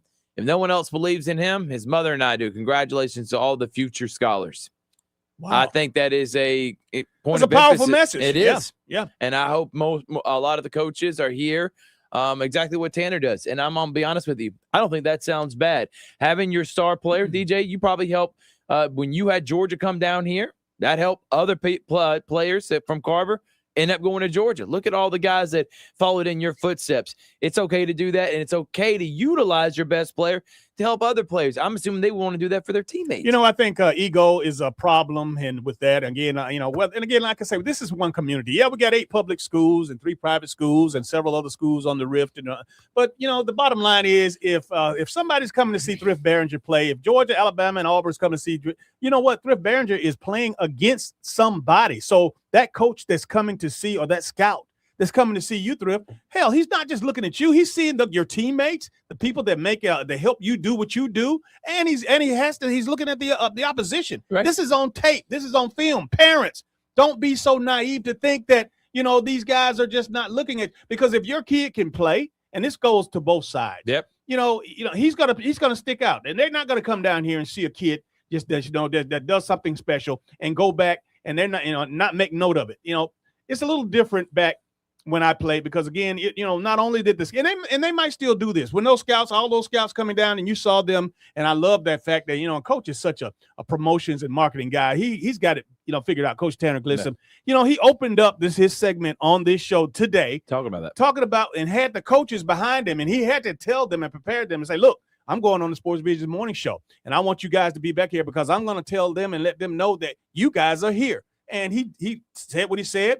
We walked off. He showed the picture of them behind us, and he walked into his office and did the interview.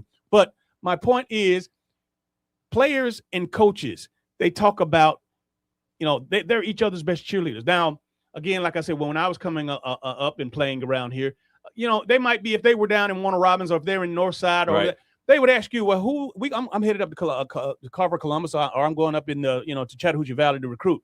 Is there anybody up there it's pretty good that y'all played against? Those conversations happen. It's not just the coach at that school that's singing the praises of that individual. No doubt. So again, I'm saying that this camera view has a broader lens than you might think. And again, even to those scouts and those coaches that are on those sidelines and that are in those schools, they are always asking. Yeah, they have people on their list. They have people that they're coming into to scout, primarily, but they're always got their ears open for the next best thing. 100%. And they're always looking for that diamond in the rough. But I will say this. I know some coaches that would have all those D1 guys in his office and wouldn't even think about doing an interview. Not only did Tanner do an interview, he showcased them. How he gets it. He understands. Guess what that just did? Everybody listening right now, Troup County had Penn State, Florida State. Man, it's pretty cool when you actually utilize a platform that allows you to showcase your program, and you don't get butthurt about what someone else does. You just worry about what you can do. Man, it works out pretty good, don't it? And it's no secret. Obviously, social media is hot right now. Jarvis Jones is on with a plethora of coaches. Carver, the coaches are coming into Carver, and they're making stops everywhere else. It's up to your coach. And just like Tanner wanted to do this interview with those guys there, and Jarvis posting his pictures with the coaches. Hey man, it's up to the coach to do more than just coach. He has to promote and market his team and players, his program. And when those guys come on campus, it's not a secret. You want everybody to know, because again, guess what? All of these kids want to go to where they think that they're going to get looked at. They might be across town. They might be in another state. But when seeing that, and that's all a part of it, guys. There's no one thing that in this, and it's a lot of ingredients in this pot of soup, in this pot of gumbo. It's a lot of things you have to do, and the more you can do, and the more that you can effectively get going, the better off you are. 100%. And I think this has been a really formative, having Tanner talking some recruiting and Sam to talk about what it's like to be a coach. There's a lot of nuggets in this last hour, DJ, that we were able to give the SportsVisions audience. Absolutely. But the very, very, very main point that I want people to get from this, not so much is that, hey, look, it's great that these guys come to these schools, these institutions, these great colleges, these Power 4, Power 5, whatever they are. The fact of the matter is that kid that they're recruiting is just on their list played against somebody else. And how did you do? Did you take the opportunity to do your best to show and shine against? Did you? I mean, that's how it works. Yeah, it's not, again, they have to have a list, and they have people they're interested in, but they also get their list and their next opportunity from what you do. Yeah. So it's not all about what your head football coach says at your school. So don't put it all on him. Yeah, and how many times have we heard stories of a coach going to recruit one player and ends up offering another? Because that's what happens. So Yes. you never know who's there to watch you and how you carry yourself. And for most coaches, when they go in person, and I want people to understand this, they're not going in person to see you score. You got tapes on that. They've watched film after film. They want to see how you're acting off film. They want to see how you're acting during timeouts, how you act with your teammates, with your teachers. That's what matters. And if you think it doesn't, you're going to be having a hard time getting recruited. One little snippet before we go to break. I know we got about 90 seconds. It's going to take me about 60 seconds to say this. But for everything that we've said, that you've heard from Coach Glisson this morning, I want you parents to realize also, they're not looking at your kid, and they're not also just looking at those players. They're looking at the people around the kids that they're interested in recruiting. And if you're one of those parents and you're cutting the fool in the stands and you're raising hell with the coach and the program and you're causing chaos, they see that. Yeah. And they don't want to take that on they don't want to bring that with that kid or on their campus. They don't need that. No. Because once you sign with these colleges, you're on a mission. And they don't need all of that foolishness. So I just want to let you know. I mean, you probably already know, but I just wanted to let you know. Yeah, makes you you're a reflection of your kid too. Absolutely. Hey man, don't go anywhere. We got, of course, another great guest coming up. You want to know what's going on down at the Clingstones ballpark? Well, I tell you what, Brandon Seaver, who is the director of field operations, he's going to let us know if this brutally cold weather has anything to do with that beautiful carpet, that grass that they have, and all of the upkeep that it takes. Don't go anywhere. We'll be right back after this.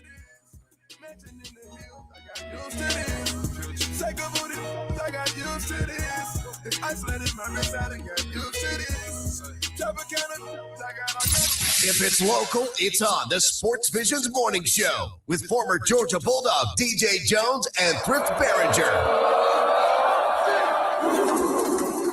At Cartoons Car Stereo in Columbus, buy it today, get it installed today. That's right, same day installation. Cartoons, Rockford Fosgate products, stereo head units, amps, speakers, speaker boxes, alarms, remote starts, navigation units, Apple CarPlay, Android Auto, and so much more. Get same day installation today. Call or stop by today for details. Cartoons on Veterans Parkway in Columbus. The second I see that Chick-fil-A text in the group chat, I'm throwing my shoes on and running out the door. Hey, I'm Layla. And I'm Kaylin. And a little thing we love about the Chick-fil-A chicken biscuit is how it feels like an easygoing morning. The chicken adds the most flavor. It's juicy and seasoned. The biscuit is just very light and airy and fluffy, just like a cloud. I also love to put jelly on mine so it's sweet and savory. It's a good start to the day. Mornings are a little bit brighter with the Chick-fil-A chicken biscuit and Simply Orange Juice. Available on the Chick-fil-A app. Real guests paid for their testimonials. Running a business can sometimes feel like you're going at it alone, but you don't have to. At the East Alabama Chamber of Commerce, we're here to help you build relationships that matter, grow your business, and amplify your voice in our community. From networking and learning opportunities to advocacy and support, the East Alabama Chamber of Commerce connects you with the people and the resources that help make your business thrive. Because when local businesses succeed, our entire community grows stronger. Don't just do business, make an impact. Join the incredible network of the East Alabama Chamber of Commerce today at EALCC.com. Gotta get to Gills Auto Sales. We can finance, you got to get to Gills. Selection and price, got to get to Gills.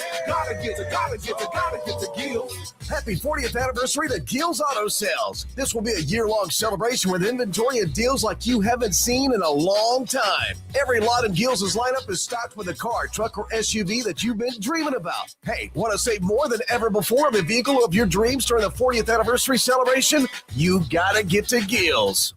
This is an important notice to all U.S. taxpayers. The IRS is giving away billions of dollars in tax savings through a federal program called the Fresh Start Initiative to aid delinquent taxpayers. This initiative was established for anyone facing financial hardship and unable to pay their back taxes. Qualifying and enrolling in this program will stop all collections, settle your delinquent tax problem, and even reduce what you owe by thousands of dollars. Call the hotline at People's Tax Relief to see if you qualify and get this free information by dialing 800-924-7415. If you have unfiled tax returns or cannot afford to pay your personal or business back taxes, you can now get the help you need. One simple phone call can resolve your tax problem and save you thousands of dollars. To see if you qualify and to get this important free information, call 800-924-7415. 800-924-7415. 800-924-7415.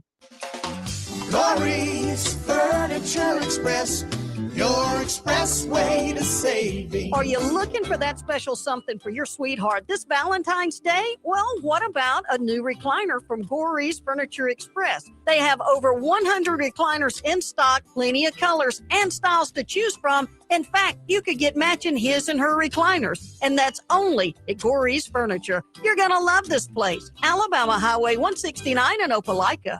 It all comes down to this, folks. Yep, the entire season is on the line. But my throat has officially thrown in the towel. Sounds like you need Vicks VapoCool drops. They're max strength and vaporize sore throat pain.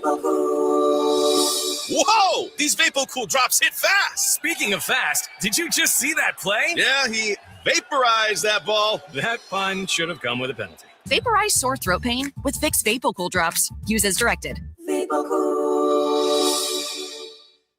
WLTC HD2 Casita and W221DP Columbus. You're listening to the Sports Visions Morning Show. Sports Visions 92.1. You're waking up with a Sports Visions Morning Show on Sports Visions 92.1.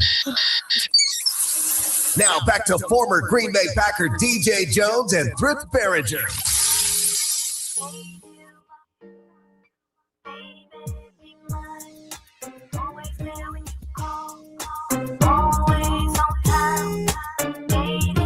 Welcome back to the Sports Visions Morning Show. DJ Jones and Thrift Barringer. Big shout out to Tanner Glisson. Hey, man, I tell you what, if you didn't hear that interview, if you want to go back and hear, hey, I would recommend all coaches in the Chattahoochee Valley, all coaches that are within the viewing area of our platform, and, of course, that's in the listening of our radio platform. Yeah, go back and listen to it. And Thrift, how can they listen to that? Yeah, go back right now on Spotify. You can listen via no commercial at all, commercial free on Spotify, also on YouTube and on Facebook. And of course, we'll be playing those in best of for many shows. And if you're listening right now and you have a friend in mind, or a parent that has a kid that plays ball, you know what, give them that information. Maybe it's something that can help them and help motivate them, give them a little bit more information. And but Tanner Glisson, just a award-winning interview in my estimation, not what I said, but the way he answered it, the way he handled himself, and the way he conducted that interview. It was a work of art. It was, man. He's just got a lot of energy. And I would even take a step further. Sam Mitchell, coaches, listen to that on how to handle players. And it's up to you on setting the standard and disciplining your guys and not allowing and saying, basically, you're more important and you can do whatever you want just because you're good. No, that's not what you can do. All right, without further ado, let's go ahead and bring him up. His name is Brendan Seaver. He's the director of field operations for the Columbus Clingstones down at Synovus Park. And Brendan, again, it's still in the 30s out there, man, this morning. Hey, first of all, good morning. How are you? Hey, good morning, fellas. Good to see you again. Hey, great to see you, man. Thank you for coming on board. I know that we are right around the corner from spring training, and I know that everybody's excited for year 2 with you guys down at Synovus Park, the Clingstones, ready for action. Just I think 100-something days away, maybe 100 days. How many days are we away from opening night? 66. 66. 66 or 65. Wow. I thought, I'm sitting here thinking 100. Well, that was when Richard said that about a month ago. Yeah. Yeah. But listen, man, everybody, I wanted to talk to you, and people like say, well, what Brendan going? Well, that beautiful field that we always talked about last year and that you kept us up in tune on about. I want you to understand. I want people to understand that again, the breadth of the work is still going on because again, these hard freezes and this ice and this snow that we've had, you got to protect that field. Yeah. So luckily, ice is not super terrible. The ice actually creates a barrier on the grass to the world around it, so it's not the worst thing. Snow is probably the worst. So every time I get snow, I kind of cringe a little bit. The biggest thing you're worried about for me is fungus and having a leaf blade that stays wet for an extended period of time. So right now, with how cold it is, it's just making sure it's protected and I'm not getting any winter kill or anything when we start coming out of it here in a few weeks. Now, Sunday before last, when it snowed and I don't know how much you guys got downtown, but I had my yard was full. But so did you have to cover the field or no?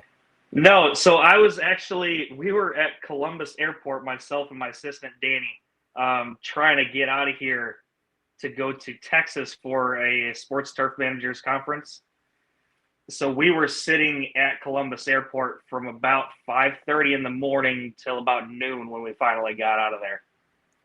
Wow. So again, for the folks that are like me who don't know, so that snow and ice sitting on top of that pretty green grass, and I haven't been down there lately to see how you got how it's configured, but what's actually on the field now? Is it aerated or you got chemicals going on? What exactly is happening with what you got on the field right now? If you drive past right now, it'll look a little brown to the naked eye, but if you were to come up to it, underneath that top canopy, it's all green underneath. So if I were to go outside and mow that off right now, it would be completely green. And that comes from the prep work that we've been doing since at the end of September. Pigment, fertilizer, and when I'd say fertilizer, I mean, and don't mean nitrogen, I mean a lot of phosphates, a lot of carbs. So your carbs are your storage, your energy storage. Same thing as the human body. Carbs are your energy storage to get through the winter for your grass. So it might look a little brown if you're just driving by, but underneath it is completely and 100% green. That's awesome, man. And I really, when I saw that picture of the snow and stuff, I started worrying about you. I'm like, I bet Brendan had some weeks. What is happening? Is he out there shoveling by himself right now? But now that I know, but what are the next steps these 60-something days as you continue, like the process to get it to where it's going to be in pristine condition coming up opening day? Yeah, so most of the work got done September, October. We rebuilt all the mounds. We were laser graded the infield right before Christmas. Right now, after this next cold snap we get, hopefully it'll start warming up. The temps will come back up, and we can start putting humates, biomes into the subsurface. What those do is kind of increase the heat underneath in the root base, gets that temperature up. Warm season grass likes to be at least about 65 to 70 degrees underneath. So whatever we can do once we do start getting some sun and some warmer temperatures to kind of speed that up. We do have, I believe it's called the Border Battle Tournament. March 7th, we're hosting the championship games here. Yeah, Border Wars, Glenwood Border Wars. Been going on for 20 years. Yeah, Coach Fannon's super excited about that, man. That's going to be awesome. Yeah, no, hopefully if we get a couple weeks of warm temperatures before that, it'll look fantastic. If we don't, I can't guarantee it's going to be awesome. But it'll play great no matter what. And then after that, we don't have anything until the team shows up end of March after spring training is done. But most of the work was done in the fall. So for us, it's just, cleaning up the leaves, making sure the grass is healthy, ready to go, and then just dressing everything. There's not a whole lot of work that needs to be done. Right now, honestly, we're just doing all the oil changes and everything on the equipment. I started doing orders yesterday for materials.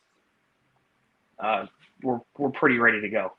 Brendan Seaver is our guest this morning on the SportsVisions morning show, and Brendan is the director of field operations. Brendan, you made mention that you were in the airport getting ready to go off to a conference, I guess pertaining to the job that you. But what goes on and what you guys talk about? I know you guys, you're in charge of the fields, but give us an understanding of what you learned or what was I guess expressed to you guys at that convention. What kind of some of the information that you took, some of the takeaway.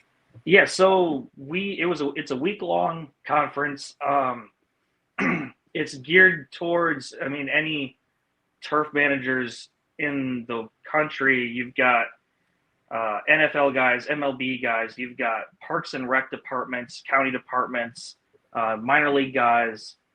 So our opening kind of seminar was, we had a presentation, we've had it for the past couple of years, from the FIFA guys and the colleges that did their research for the fields that they're using for the upcoming World Cup.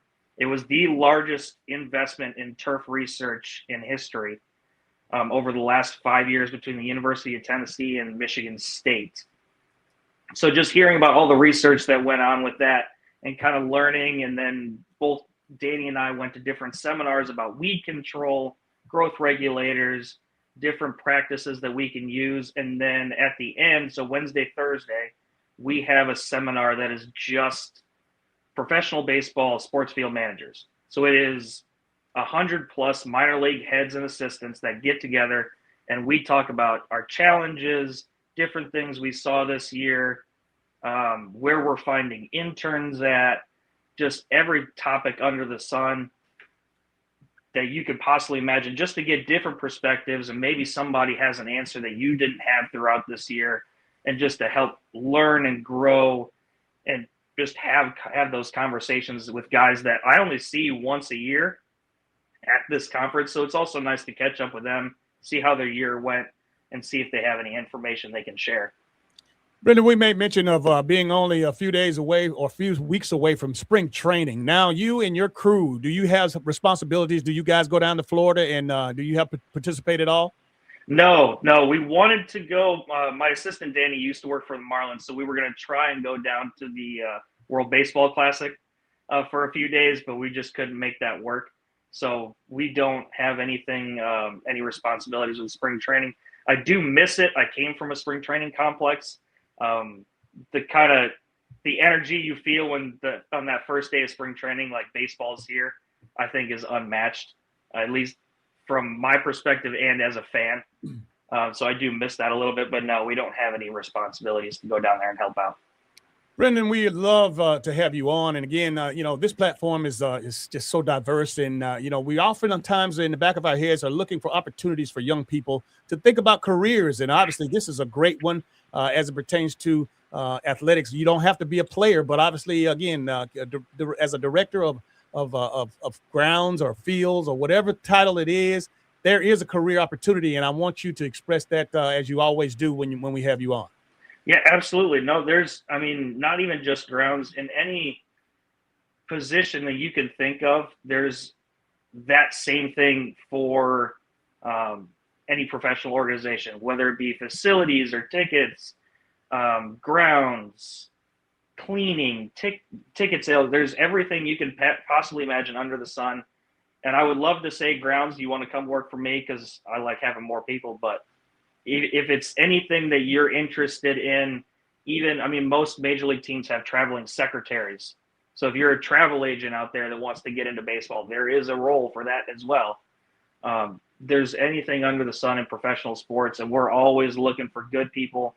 The job fair that we're having for part-time staff is February 21st here at the ballpark. I'm not exactly sure what time off the top of my head, but I know it's on our socials. If you want to come for work for me, if you want to come be an usher, you want to work in the concession stands, get your start anywhere, just stop on by. We'll always be happy to take you. Brendan, talk about what it's been like living here now over a year in Columbus. What's some of your favorite things? Have you been able to enjoy some of the food? You feel like you've been able to enjoy the city, especially now during this off season? I'm getting more into it. I stopped by Minnie's the other day. There we go. Can't go wrong with Minnie's. Absolutely not. No, that was a treat. I was very excited about that. I will say I left Wisconsin for a reason, so I'm not super excited about this cold. And DJ will attest to that. Oh yeah. No, it's been fantastic. It was this kind of city I was looking for leaving Florida, something more close to what I grew up with. And for me, I don't have any plans on leaving anytime soon. I love the speed. I love the people. I love the food. I can't say enough nice things about this place. Awesome, man. Brendan, before you get out of here, I know that we've been through a series of, great football. The national championship was down in Miami. Of course, we got the Super Bowl coming up. And, I know that you're a baseball groundskeeper, but you have you came from Wisconsin, so you got to love football. What are you thinking about the Super Bowl? Oh, man. I got to go with the Seahawks on that one. I just think it's their time. I think Sam Darnold is playing great. I think that defense is playing great. And I don't know if you watched the East-West Shrine Bowl last night. I did. I was also an avid watcher. There was a couple of Wisconsin guys making a name for themselves. Right. We were actually watching the Senior Bowl practice in the office yesterday. Went home, watched the East-West Shrine Bowl. I love seeing those guys get an opportunity to, show what they've got at first-hand basis in front of NFL personnel. By the way, that Wisconsin Badger that was the edge rusher, what's his? Do you remember his name? Mason. I want to say Progi, something like that. He did the hat trick, man. He had 3 sacks in the game. That's very rare in a game like that. And with the strip sack. Yeah, absolutely, absolutely. No, hey, man, listen, I know you got to get back to work. But I'm going to just let you know that we are looking forward to, of course, you continuing to educate the Chattahoochee Valley and the SportsVisions Nation with these segments every so often, man. You just understand how much you mean to us, and we appreciate it because it's not all about stats. It's not all about the players and the teams. Sometimes you got to understand, the people that prepare, that keeps the field straight, that keeps it lined. Of course, the people that polish the courts and do all the things that make it possible for some great sports activity to go on. Yeah, absolutely, fellas. I appreciate you having me on. And we did a mound for Central High School before their season started. We're always looking to help out the community. We're really looking forward, and I'm happy to always come on here with you guys. Well, before you go, give that information out if anybody needs to, email or your phone, whatever you want to give out if people want to contact you. You can find my email on the Clingstones website. Just go into the staff directory. My email's right on there. Email me. Well, I'd be happy to help out, even if it's just a conversation. Ladies and gentlemen, boys and girls, Brendan Seaver, thank you so much, man, and have a great rest of your morning. Thanks, Brendan. Thanks, guys. All right, Brendan, it's always great to get that information, man. Excellent, man. I look forward to Clingstone season, man. Looking forward as well. Hey, listen, we got a treat coming up for you, man. We got a basketball team that's down in Casita, Georgia, that's beating the hell out of people, and they are outstanding. Number 1 in the state in their classification. And we got a coach by the name of Sean Glenn that we're going to introduce you to. If you don't know him, you're going to get to know him on this show coming up in just a little bit. You're watching Facebook Live and you're listening to WLTC HD2 SportsVisions 921. We are your hometown sports guys. I can really sit back, ain't gotta pass no dough. All of my brothers get loot. I don't got right with pistols. They found a Betty district. PTDS, don't you tell me you lost me. All the rest, and them go right now. Go to the head whenever dogs with me die. Got me. Hey, it's Dan Patrick. Thanks for waking up with the SportsVisions Morning Show with DJ Jones and Thrift Barringer. Catch me at 9 a.m. every weekday morning, right here on SportsVisions 92.1. Good morning. I'm Michelle Jennings, and here are your morning headlines. Raul and Brandon Reyes are facing human and drug trafficking charges. Columbus police arrested them as part of a months-long investigation with the Drug Enforcement Administration. The 2 men are expected to appear in Recorder's Court Thursday afternoon. In other news, District 3 City Councilor Bruce Huff is not seeking re-election at the end of his term. Huff, who has served on the City Council for nearly 16 years, has already endorsed longtime advocate Dr. Jake Golden as a potential candidate for his seat. Huff did not specify his reason for not seeking re-election. But California native Cherie Aaron is seeking Bruce Huff's District 3 councilor seat. Aaron laid out her platform of community access, neighborhood investment, and community engagement at her campaign kickoff Tuesday. Also vying for the District 3 City Council seat is Columbus native Zach Lee. From WRBL News 3, I'm Michelle Jennings. Have a joyful rest of your day. Good Wednesday morning. We are off to another cold start with these temperatures in the upper 20s and low 30s, but you'll notice mostly cloudy skies this morning, but those clouds will slowly thin out as we go throughout the day. Those highs reach 50 this afternoon. Tonight, again, dropping into the upper 20s. We do finish the week with highs near 50 degrees, and a few light showers do work their way in the forecast by Friday. Another surge of cold Arctic air arriving for the weekend. To get the full story, visit SportsVisions921.com and click on the WRBL tab. SportsVisions 92.1. This is an important notice to all U.S. taxpayers. The IRS is giving away billions of dollars in tax savings through a federal program called the Fresh Start Initiative to aid delinquent taxpayers. This initiative was established for anyone facing financial hardship and unable to pay their back taxes. Qualifying and enrolling in this program will stop all collections, settle your delinquent tax problem, and even reduce what you owe by thousands of dollars. Call the hotline at People's Tax Relief to see if you qualify and get this free information by dialing 800-924-7415. If you have unfiled tax returns or cannot afford to pay your personal or business back taxes, you can now get the help you need. One simple phone call can resolve your tax problem and save you thousands of dollars. To see if you qualify and to get this important free information, call 800-924-7415. 800-924-7415. 800-924-7415. This year's tax changes. Better not get caught snoozing. Miss one deduction, lose thousands. Not amusing. Big tax changes can mean bigger refunds at Jackson Hewitt. And right now, get $100 just to try us. Don't worry, tax filers.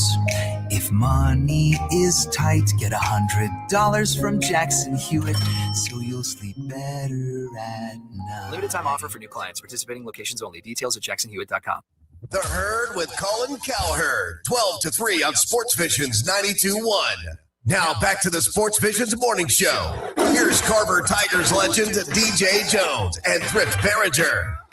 You my little boo thing, so I'll give a hoop what you do. Say, girl, I know you a little too tame. I'll be shooting that shot like 2K, girl, I know. Welcome back to the SportsVisions morning show. DJ Jones and Thrift Barringer in the building. Boy, I tell you what, big shout out to Brendan Seaver. Of course, the great job that he does making sure that the Columbus Clingstones have a wonderful facility and ground surface to play on down at Synovus Park. Looking forward to only 60 days away. Wow. From, of course, our first pitch at Synovus Park. And also, man, I tell you, hey, if you didn't hear this, if you didn't join us in the 7 o'clock hour, Sam Mitchell and Tanner Glisson took us to school. These are two coaches. Sam Mitchell, of course, the former professional NBA basketball player and coach, head coach. Tanner Glisson, the state championship winning baseball coach. And of course, he was just that close to winning a championship in football as well. But those two guys got on, man. And, they had different delivery styles, but the points that they made were spectacular. Unbelievable, man. And it's both of them, what Coach Glisson says, hey, deal with it. And talking about the transfer portal and helping your kids get recruited, stop making excuses that you can find a way to help them. And then Sam saying the same thing, hold your kids accountable, discipline. It's not all about winning. And he said he was leading the nation in scoring. He missed 2 games during that time period because his player needed to learn a lesson and be humbled. And sometimes that's okay to do. And here he is, obviously in his 60s now, and that still made an impact when that coach, Sam thought that he was the best thing since sliced bread, but he, of course, was punished. He was disciplined, and of course, he still talks about that right there. So that obviously made an everlasting impact on his life, straightened him up. He was averaging, like you said, 27 points a game, and he thought he was the best thing since sliced bread. But, when that coach said, hey, no, you're not going, you're not traveling, you're not going to play. That was a big deal. Yeah, 100%. And it stayed with him for the rest of his life. And obviously it helped make Sam the man he is today. Absolutely. And he made mention of that. Absolutely. And also Tanner Glisson, we were at Troup County High School with his interview with the link. And we saw Penn State, we saw Florida State, we saw all those colleges up there recruiting and dropping in and checking in on the players there. And know what? he used this platform to help promote his program. That's what my takeaway was, and that's why I think that a lot of the coaches that are successful, a lot of the coaches that have kids that want to come play for them, in addition to wins and losses, they know that they're going to be exposed. They know that the not only the community, but any and everybody, scouts and everybody, going to know about their program because their coach will partake. He's not afraid of the microphone. He's not afraid of the camera, and he's not afraid to talk about his program. No, not at all. And he's all about promoting it. And what a way to promote. You do an interview and you got college coaches in there. Why not put them on and say, hey, this is what we do up here in Troup County.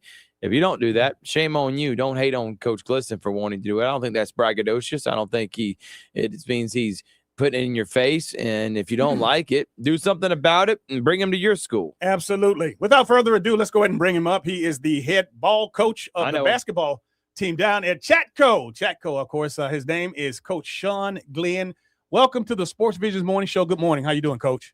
Hey, I'm doing well. How about yourself? Wonderful, Coach. Wonderful. Glad that you could join us this morning. I tell you what, you have one of the hottest teams in the state right now, and I know that little Casita, Georgia, down there with ChattCo, that town, that community, which loves you guys. It's one of the talks around the state right now. How you feeling about how do you communicate to your kids to make them understand that, hey, look, that you're not going to be able to sneak up on anybody because everybody's expecting us to bring the heat. Yes, sir.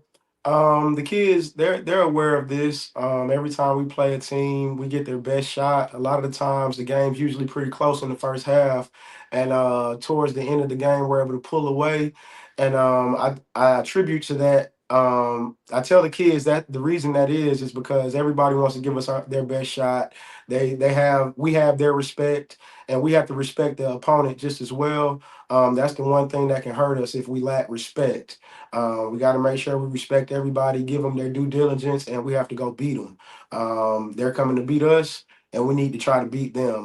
Nobody's going to lay down and let us just beat them. So we have to keep respecting our opponent as they respect us, and that's the only way we're going to have a chance to win it all. Well, Coach Glenn, the first thing we want to do on this program, we love to, when we bring coaches on that are doing really well, we want you to, of course, take us back down memory lane in regards to what made you the coach that you are today. So, again, where you're from, who are some of the influences in your life, and who are some of the inspirations that helped you get to the point where you are right now? Oh, I appreciate that question. I really do, because a lot of people I owe this to. I'm from Cobb County, Georgia. I went to Campbell High School in Smyrna, Georgia, right around the corner from the Battery where the Braves play now. Yes. It's really jumping out there these days. When I was growing up, it was just a little small town called Smyrna, Jonquil City. And I had a coach named Coach James Gwynn. He's still the head basketball coach to this day at Campbell High School. And he gave me my reference for my first head coaching job. Small world. I appreciate him a lot. He was big time. He coached in North Clayton High School. He coached at Clayton State a little bit. He had some college experience. He taught me the game at an early age. A lot of it was ball handling and footwork. Footwork takes you a long way in basketball. A lot of injuries are sustained due to lack of footwork. A lot of players can't get their shot off, and a lot of players can't get going or even get to the next level because the footwork is just not there. So he was big on footwork and defensive principles, seeing ball, seeing man, always having your pistols out, talking a lot on defense. He instilled a lot of fundamentals in me that I was able to take to the college level. And when I went to the college level, I played at Albany State University with a good coach named Chris Cameron, who now does a lot of exposure camps for Southwest Georgia. He tries to get a lot of kids on in college from our area, from Columbus all the way down to Thomasville and Valdosta. He's an advocate for the area, and he gives our kids exposure. But when I got down there, they were doing a lot of footwork drills that my high school coach already taught me. So I knew then that I was with a good high school coach. And at the next level, I was a leader because I just had some of the basic things that we were trying to teach. It was a D2 school, so we'll have some guys that were really ahead of the curve. And then you have some guys who might come from smaller towns that just were really good athletes, but they lacked fundamentals and footwork. So I did well at the college level. A lot of that was because I had a really good high school career and good coaching. But we won a championship in 2007 down in Albany State. That was the last championship they've won since 1997. I was a 4-year starter. I scored about 1,300 points roughly down there at Albany State, and I was a head assistant coach for 3 years. After I graduated post grad, I was an assistant coach, head assistant at Albany State, and I actually had a chance to be the interim head coach one game. We played against Xavier, Louisiana, down in New Orleans, NAIA school. They were ranked in the nation, and we beat them 61-60. So I'm 1-0 as a college coach. Nice. Love it, man. And I love getting the back history about it. When did you know you wanted to be a coach? When did you know that was it? Was it right after college, or you knew when you were younger that that's Yes. something you want to get into? Yes, it was when I was younger. I always had questions for the coach. I always thought I knew everything, and all my coaches told me right away, well, one day you're going to have your own team, and you're going to be able to do that. But right now you're going to do this. And I knew then. I said, yeah, well, I gotta start coaching one day. Yeah. Coach Sean Glenn is our guest this morning on the Sports Visions Morning Show. And, Coach, that's why, I love to let people tell their story because, you can highlight and tell what made, the difference for you, especially in your mind, because this is your career. Right now, your basketball team is one of the talks around the state, the talks around the region. And, again, everybody's wondering, well, who is this Coach Glenn guy? And, again, you just gave it to us straight, no chaser, man. You laid it out there. You got the credentials. You have all of the measurables, but more importantly, you have found a way to motivate your kids. You got a couple of great kids. I know that Champ Simpson is one of the top kids in the state in the region. But there's some others out down there as well. Yes, sir. Yeah, we got a very talented group of guys. We have 3 really strong seniors, Champ being one of them. We have another senior named Javen Tullis, who's picking up a little interest through some JUCOs. We have another really strong shooter named Gavin Patterson. He shoots the ball very well. He's a very good leader. He's a glue guy. He's a very mature kid. He knows when to play and when not to play. He's a very good leader. And those 3 guys really are a nucleus for us. But other than those 3, we have a very, very, very good, talented sophomore named Bam Purnell. He averages 5 steals a game right now. He's front runner for Defensive Player of the Year. On offense, he handles the ball well. He attacks the rim well. Very good court vision. He plays hard. He's really like the motor for our team, and he's only a sophomore. Outside of him, we have another sophomore named Brent Slaughter, who's 6'4". He's coming around, starting to be more of a presence in the paint. He has a nice touch at the free throw line and in the paint, left-handed kid. And we also have a junior named Julius Harris, who is starting to shoot the ball a lot better. Last year, he had a very good shooting year. This year, he started off a little slow, but as of lately, he's been knocking down some shots. So we're happy to see that as we start moving into the region play and getting ready for state. What I motivate them the most on, though, is when I put my shoes on and I go out there and play with them. Man, you should see what happens when that happens. The kids want to beat me bad, and then I can always just tell them, tomorrow, if you're not moving like you're moving right now, it ain't gonna be good for you. So that's how you motivate them, man. You get out there and play with them. A lot of times, even if I'm not scoring, when I'm playing with them, I'm talking to them, I'm making them be where they're supposed to be. I'm just keeping them alert. And I'm just over talking, just chattering, because there's always somebody who needs it. And I think we just overlook that. And I'm just trying to get them to be motivated and talk. And I think by me going out there with them, it definitely motivates them when I'm not on the floor, when I'm just coaching and they're out there by themselves. 19-1, undefeated in region play, number one team in Sandy Spill, number one team in most Alabama sports writers polls, but the only poll that damn matters, Georgia Alabama Sports Live's got them. ChatCo number one, baby. Listen, this year's squad's done a great job, but Coach, you got a big one coming up next Tuesday. And little birdie told me in my ear that Georgia Alabama Sports Live may be making that drive to Taylor County because that could be for basically the region championship. What's the message with the team? To finish out strong and then to be able to try to win a championship this year. Yes, sir. So first and foremost, we want to make sure we're doing everything right day by day in school.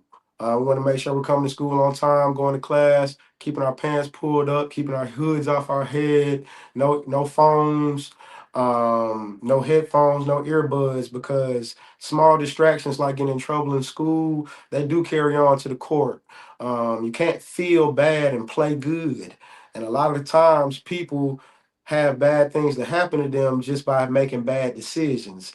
And then they try to come to the court and think they're about to have a career night. And a lot of the times it just doesn't work like that. So we try to get kids to just make sure they're living right day by day, working hard day by day. And then the basketball gods will reward us. That's kind of how we move. And that's what I try to preach to my kids every day. Just do the right thing day by day, work hard, and the basketball gods will reward us. So we break our huddle all the time: love, respect, and hard work.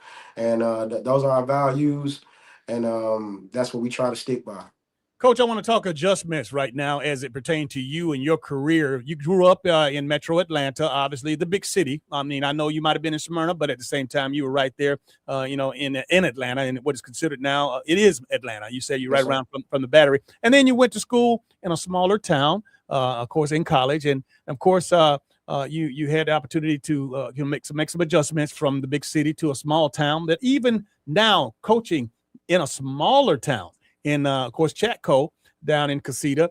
Talk about those kids. And again, you may mention the saying how, making sure that you had your pants pulled up and your hoodies off. And social media is so powerful. So for those kids to be in that community down there and to understand all the things that are going on in the real world, their only connection is through social media. So with that said, how do you coach down? How do you teach? How do you mentor with so many distractions out there?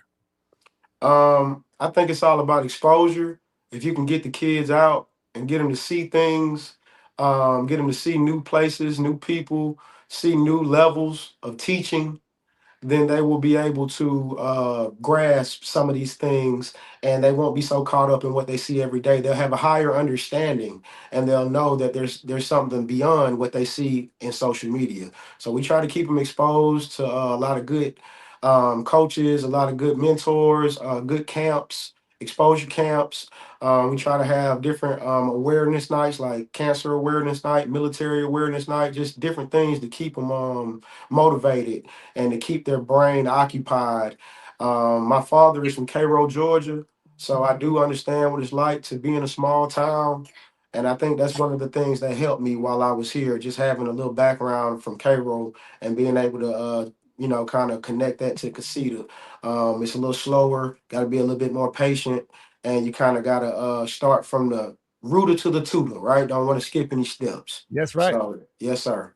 Yeah, I know all about the Casita area, ChattCo, and one of my good friends used to live down there, man. But I can't go without talking about Champ Simpson. Shout out to his dad, Curtis. I think that you know pretty well, Coach Glenn. But Champ, this guy, it's hard to put into words because you see him in warm-ups and stuff. You're like, oh, that guy's going to be pretty good. And then during the game, he's like, man, this guy's, pretty elite. He's smooth. And you look at the box score, he's got 35. What? No emotion. Nothing rattles him. I've never seen a player quite like him. In the biggest moments, game winner after game winner last year, he just looks like, yeah, I do this, man. What is it like coaching a player of his caliber, going D1, who it seems like a well-coached and well-played young man? It's a blessing to coach him. It's an experience that I needed as a coach to coach somebody with that type of skill set and to have some of the pressures that come with having kids like that on my team. it was definitely a experience for me, and it's still an experience for me. I got a lot of different coaches throwing a lot of different looks at us, boxing ones and stuff like that. So it definitely helped take my coaching to the next level and dig a little deeper to find more knowledge about the game of basketball. Champ being so relaxed, sometimes it's a gift and a curse. You know what I mean? It's a gift and a curse. It's a gift when he's got it rolling, and you don't have to worry about him getting any technical fouls or being flamboyant or being arrogant or disrespectful. It's definitely a gift in that sense. But sometimes when we need people to be loud, and we need people chattering, and we need people to be vocal, and we need people to be glue guys and get their team going and get people in place, that's when it starts to be a curse. So, we're trying to take the good with the bad. And if we come ready to play and we respect our opponent and we play defense first, hopefully, him not talking so much won't bite us in the butt. Coach Glenn, so much of today, obviously, is all about exposure and people and parents wanting their kids to go to the next level. Kids wanted to go to the next level. We had an opportunity to talk to Tanner Glisson, a couple of interviews before you, and he's up at Troup County, and he's baseball coach and a decorated football coach, and he had some schools there. But for you, and again, and we're talking about, how we can, or how parents and players and coaches can benefit from getting their kids exposed. With a kid like Champ on your team, people, that, it's obvious he's already signed. He's a D1 prospect. People are coming to see him play. But for those other parents out there, not only are those scouts watching Champ, but they're watching those kids that play alongside him. And they're watching even the opponents that they're playing against. And even on this show right now, being able to come on this show and talk about, your program, talk about your background. Exposure is everything. It's everything to the coaches. It's everything to the players. Explain your viewpoint on those topics. Yeah, having Champ was again a blessing, just to be able to. We had Troy come down to the school for a practice one time. Got saw all our athletes work out, so that was a blessing. We also had Southeast Missouri, the school that he signed to, come to the school to watch a workout. Watch a game. That was a blessing. We've had my ex-college coach, Chris Cameron, come to a lot of our games and write reports and reviews on our players, which is a blessing. So just being able to keep our kids exposed and keeping their name in articles and keeping them relevant is definitely what we want to do over here at Chattahoochee County. I don't know if a lot of our kids would have had those opportunities if they weren't with us. So we're blessed to be able to say that we were able to do that for our kids, as well as taking them like to Auburn over the summer. And we took them to a Nike scout camp. That's really where Champ got a lot of his momentum. It was from the Nike camp in Griffin, Georgia. So that was big for him. It was big for all of us. So I'm excited to be able to expose our kids and just keep them relevant. Well, speaking of relevant, Coach, I know that there might be a few people that might not wake up early enough to see this, that are in your network, but I want you to be able to go and refer to this clip in this interview so that, again, not only will people have an understanding of who you are, but of course, how and what you were exposed to coming up, because that has a lot to do with the success that you guys are having. And Thrift, will you give him the information on what he needs to do in order to pass this information along to some other people that might want to know more about him? Yeah, all you got to do, man, is go. We're on Facebook, we're on YouTube, and on Spotify. You can listen to us commercial free, Coach Glenn. So SportsVisions morning show SportsVisions radio on YouTube, SportsVisions on Facebook, and you'll be able to go and find this show right now. Coach, it's been a pleasure to get to know you, man. And I tell you what, it's no secret why you're so successful. Just that information that we got this morning, that not only alerted the SportsVisions Nation, but it basically gave me a great indication of who you are, and we're expecting wonderful things. Continued success, my friend. Thanks for having me. I appreciate it a lot. Coach, have a great rest of your morning. Take care. Look forward to seeing you next Tuesday, man, at Taylor County. I appreciate it. Please come out. Yes, sir. All right. That's Coach Glenn. You know what? A very, very kind young man and very mannerable. And I like that, man. Again, you can tell that obviously he had great coaching, great parenting, and he's an excellent mentor. And it makes me, when he's nice like that and very welcoming, he allowed us to come do some games in ChattCo this year. I don't mind making a drive to Taylor County. That's 45 to an hour. I don't do that for everyone, but I think it's commendable what he's doing, and they're the talk of the state right now, man. So I think we should try to showcase them as much as we can. Good things happen to good people, Thrift. It's not any secrets about it. I mean, if you're a good person and you got your heart in the right place, you're going to be successful. And if you've never been to ChattCo before, hey, listen, that's one of those towns where on Friday nights everything shuts down because they go up to Panther Stadium. Much success to, of course, ChattCo and, of course, Champ. He's leading. I know it's his dad. I tell you, I'm proud of his dad, and his dad has done a tremendous job with him. But we'll take a short break, come back for the final segment of the Sports Visions Morning Show. Don't go anywhere.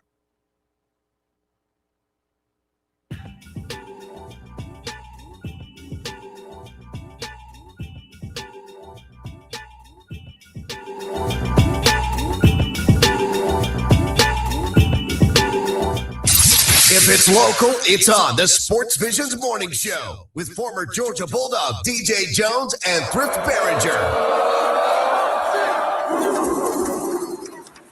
Working safely around underground utilities could put you at risk for outages, injury, and loss of life. Don't risk it. Alabama 811 plays a vital role in taking the request to have underground utilities marked. It's free, it's simple, it's the law. Visit al811.com for more info. Attorney advertising. Lake Swan, 4751 Best Road, College Park, Atlanta, Georgia, 921-200-7066. Paid actor dramatization. Top dogs not mean we are the best. No guarantees of success. You see that dog right there? That big dog right there. Not the little dog. That's big dog right there. That's top dog right there. That's a big dog right there. You see that dog right there? That's a big dog right there. That's the dog that you call. If you get into an accident, that's the dog that you call. But any type of accident, big or small, like that, you make the call. You call the dog. What the dog trying to do? Dog trying to bite him. What the dog trying to do? The dog trying to bite him. If you get into an accident, just call the dog. If you get into an accident, call Top Dog Law. Gotta pay attention to what I'm saying. Any type of accident, you call the dog. Big or small, Top Dog Law. Man, I loved playing high school sports growing up. And it's fun being a fan now, don't get me wrong, but sitting in the stands feels like I'm missing out on all the action, you know? I wanted to get back in the game, so I signed up to be a high school official. It takes me back to my playing days. I'm supporting students, and I get paid to make the big calls. Do you want to see the game up close? Sign up to become an official in Alabama at highschoolofficials.com. Running a business can sometimes feel like you're going at it alone, but you don't have to. At the East Alabama Chamber of Commerce, we're here to help you build relationships that matter, grow your business, and amplify your voice in our community. From networking and learning opportunities to advocacy and support, the East Alabama Chamber of Commerce connects you with the people and the resources that help make your business thrive. Because when local businesses succeed, our entire community grows stronger. Don't just do business, make an impact. Join the incredible network of the East Alabama Chamber of Commerce today at EALCC.com. Your home for the Dan Patrick Show, 9 to 12 on Sports Visions 92.1. Now back to the Sports Visions Morning Show. Here's former Green Bay Packer DJ Jones and Thrift Barringer.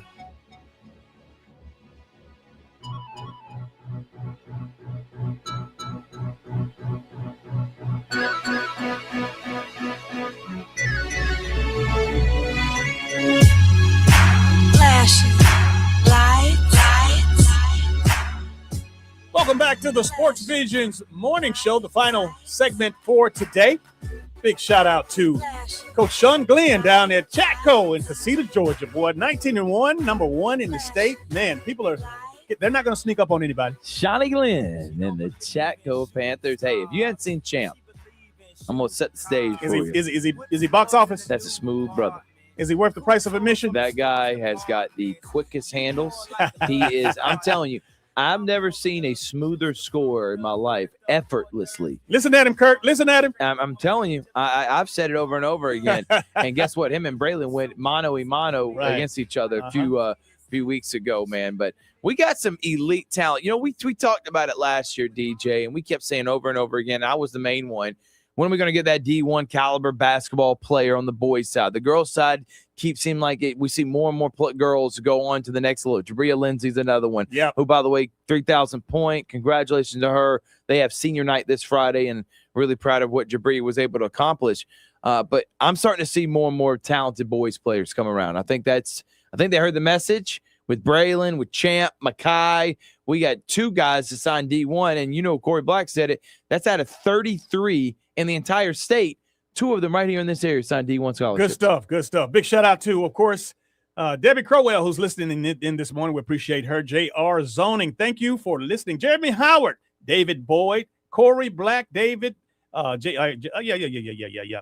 Let me see who else. Jennifer Barringer. You know her, don't you? How about happy birthday to my mom? Yeah. Happy. Can I get it from you, DJ? Happy birthday. No, I'm going to sing it by myself. If I can't. You throw me off. I'm out. It's kind of like dancing with somebody who don't know how to dance. I don't want you to clap. I don't want you to say anything. Don't mess it up. Let me happy birthday to you. Happy birthday to you. Happy birthday, Miss Jennifer. Happy birthday to you. All right. Thank you. And thank you for not singing, because I wasn't going to mess you up. You got a beautiful voice. No, I just I'm just Shout one out of those, my mom. one of those shower singers. Man. Yeah. But yeah, great day. And she is 37 or 35 years old. 35 years old. Man, I Unbelievable. tell you, that's beautiful. Very young. Hey, and of course, Candy Lowe listening out there, my beautiful wife. And I tell you what, she is always checking in on her husband. Mike Woods is in the building. Michael Woods, what's up, my guy? And of course, we have had a great show today.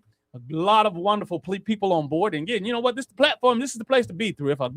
We give it to you straight, no chaser. No doubt about it. it. We invite you guys to the chat. Could join us on the chat on Facebook, and also via, of course, coming on to the show. 706-324-1420 is the number to call if you say something, or if you hear something that you don't like, or if you hear something that you do like. Sometimes we're human. We want to hear. Well, either way, we can take it. We got our big boy draws on.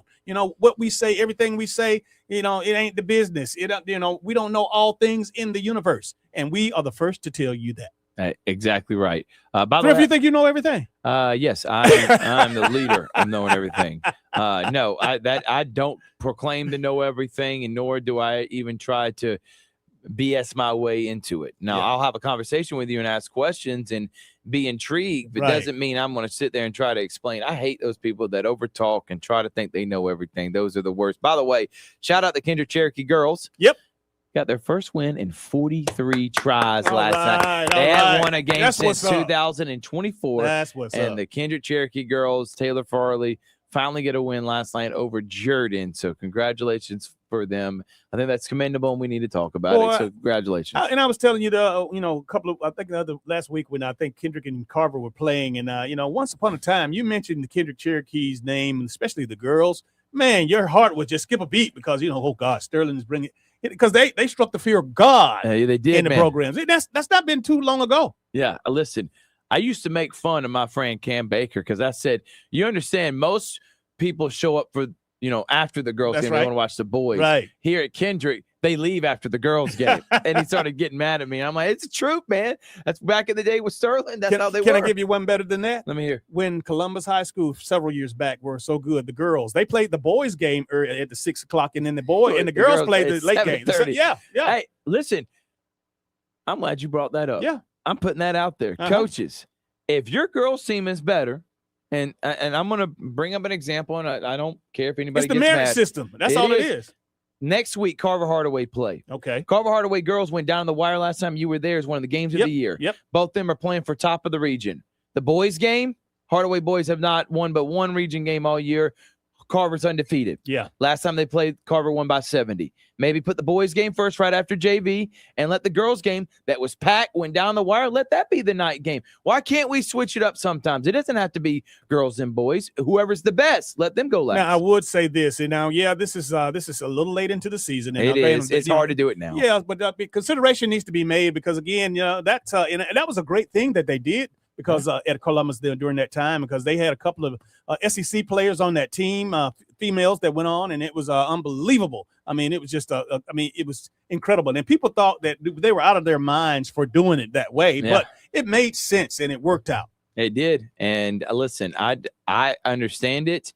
And when you got elite, talented teams like Hardaway, who we won a state championship. I don't think many Coach Mills would have minded because most people there want to watch the team that's going to win. That's it. JR Zoning did remind me because, again, my mind is limited with regards to knowing actual dates and players. But 2004 was a blast to watch Keisha Soigné versus Kendrick. Yeah. Keisha Soigné went on to play for UConn.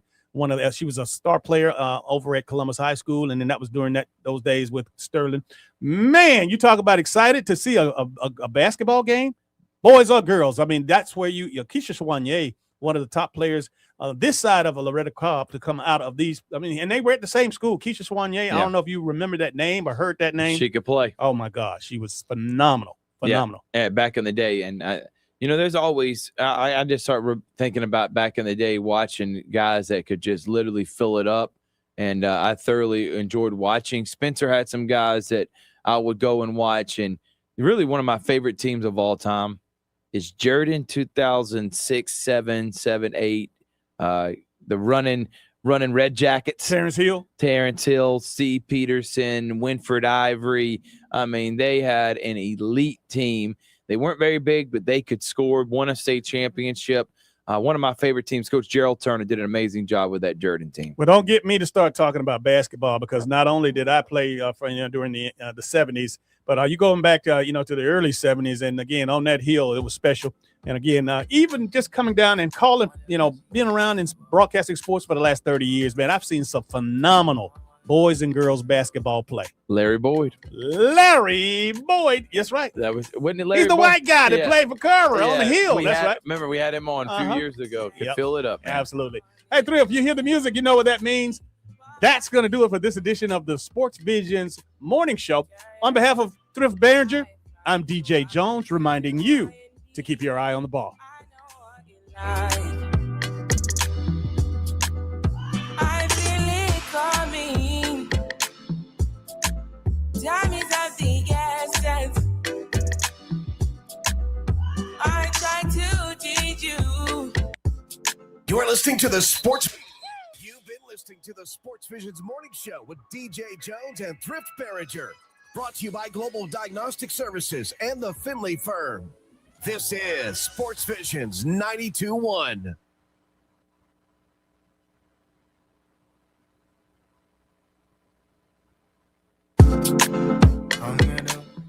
Staples presents That Was Easy. So I'm opening a second location for my coffee shop this year. I smell trouble brewing.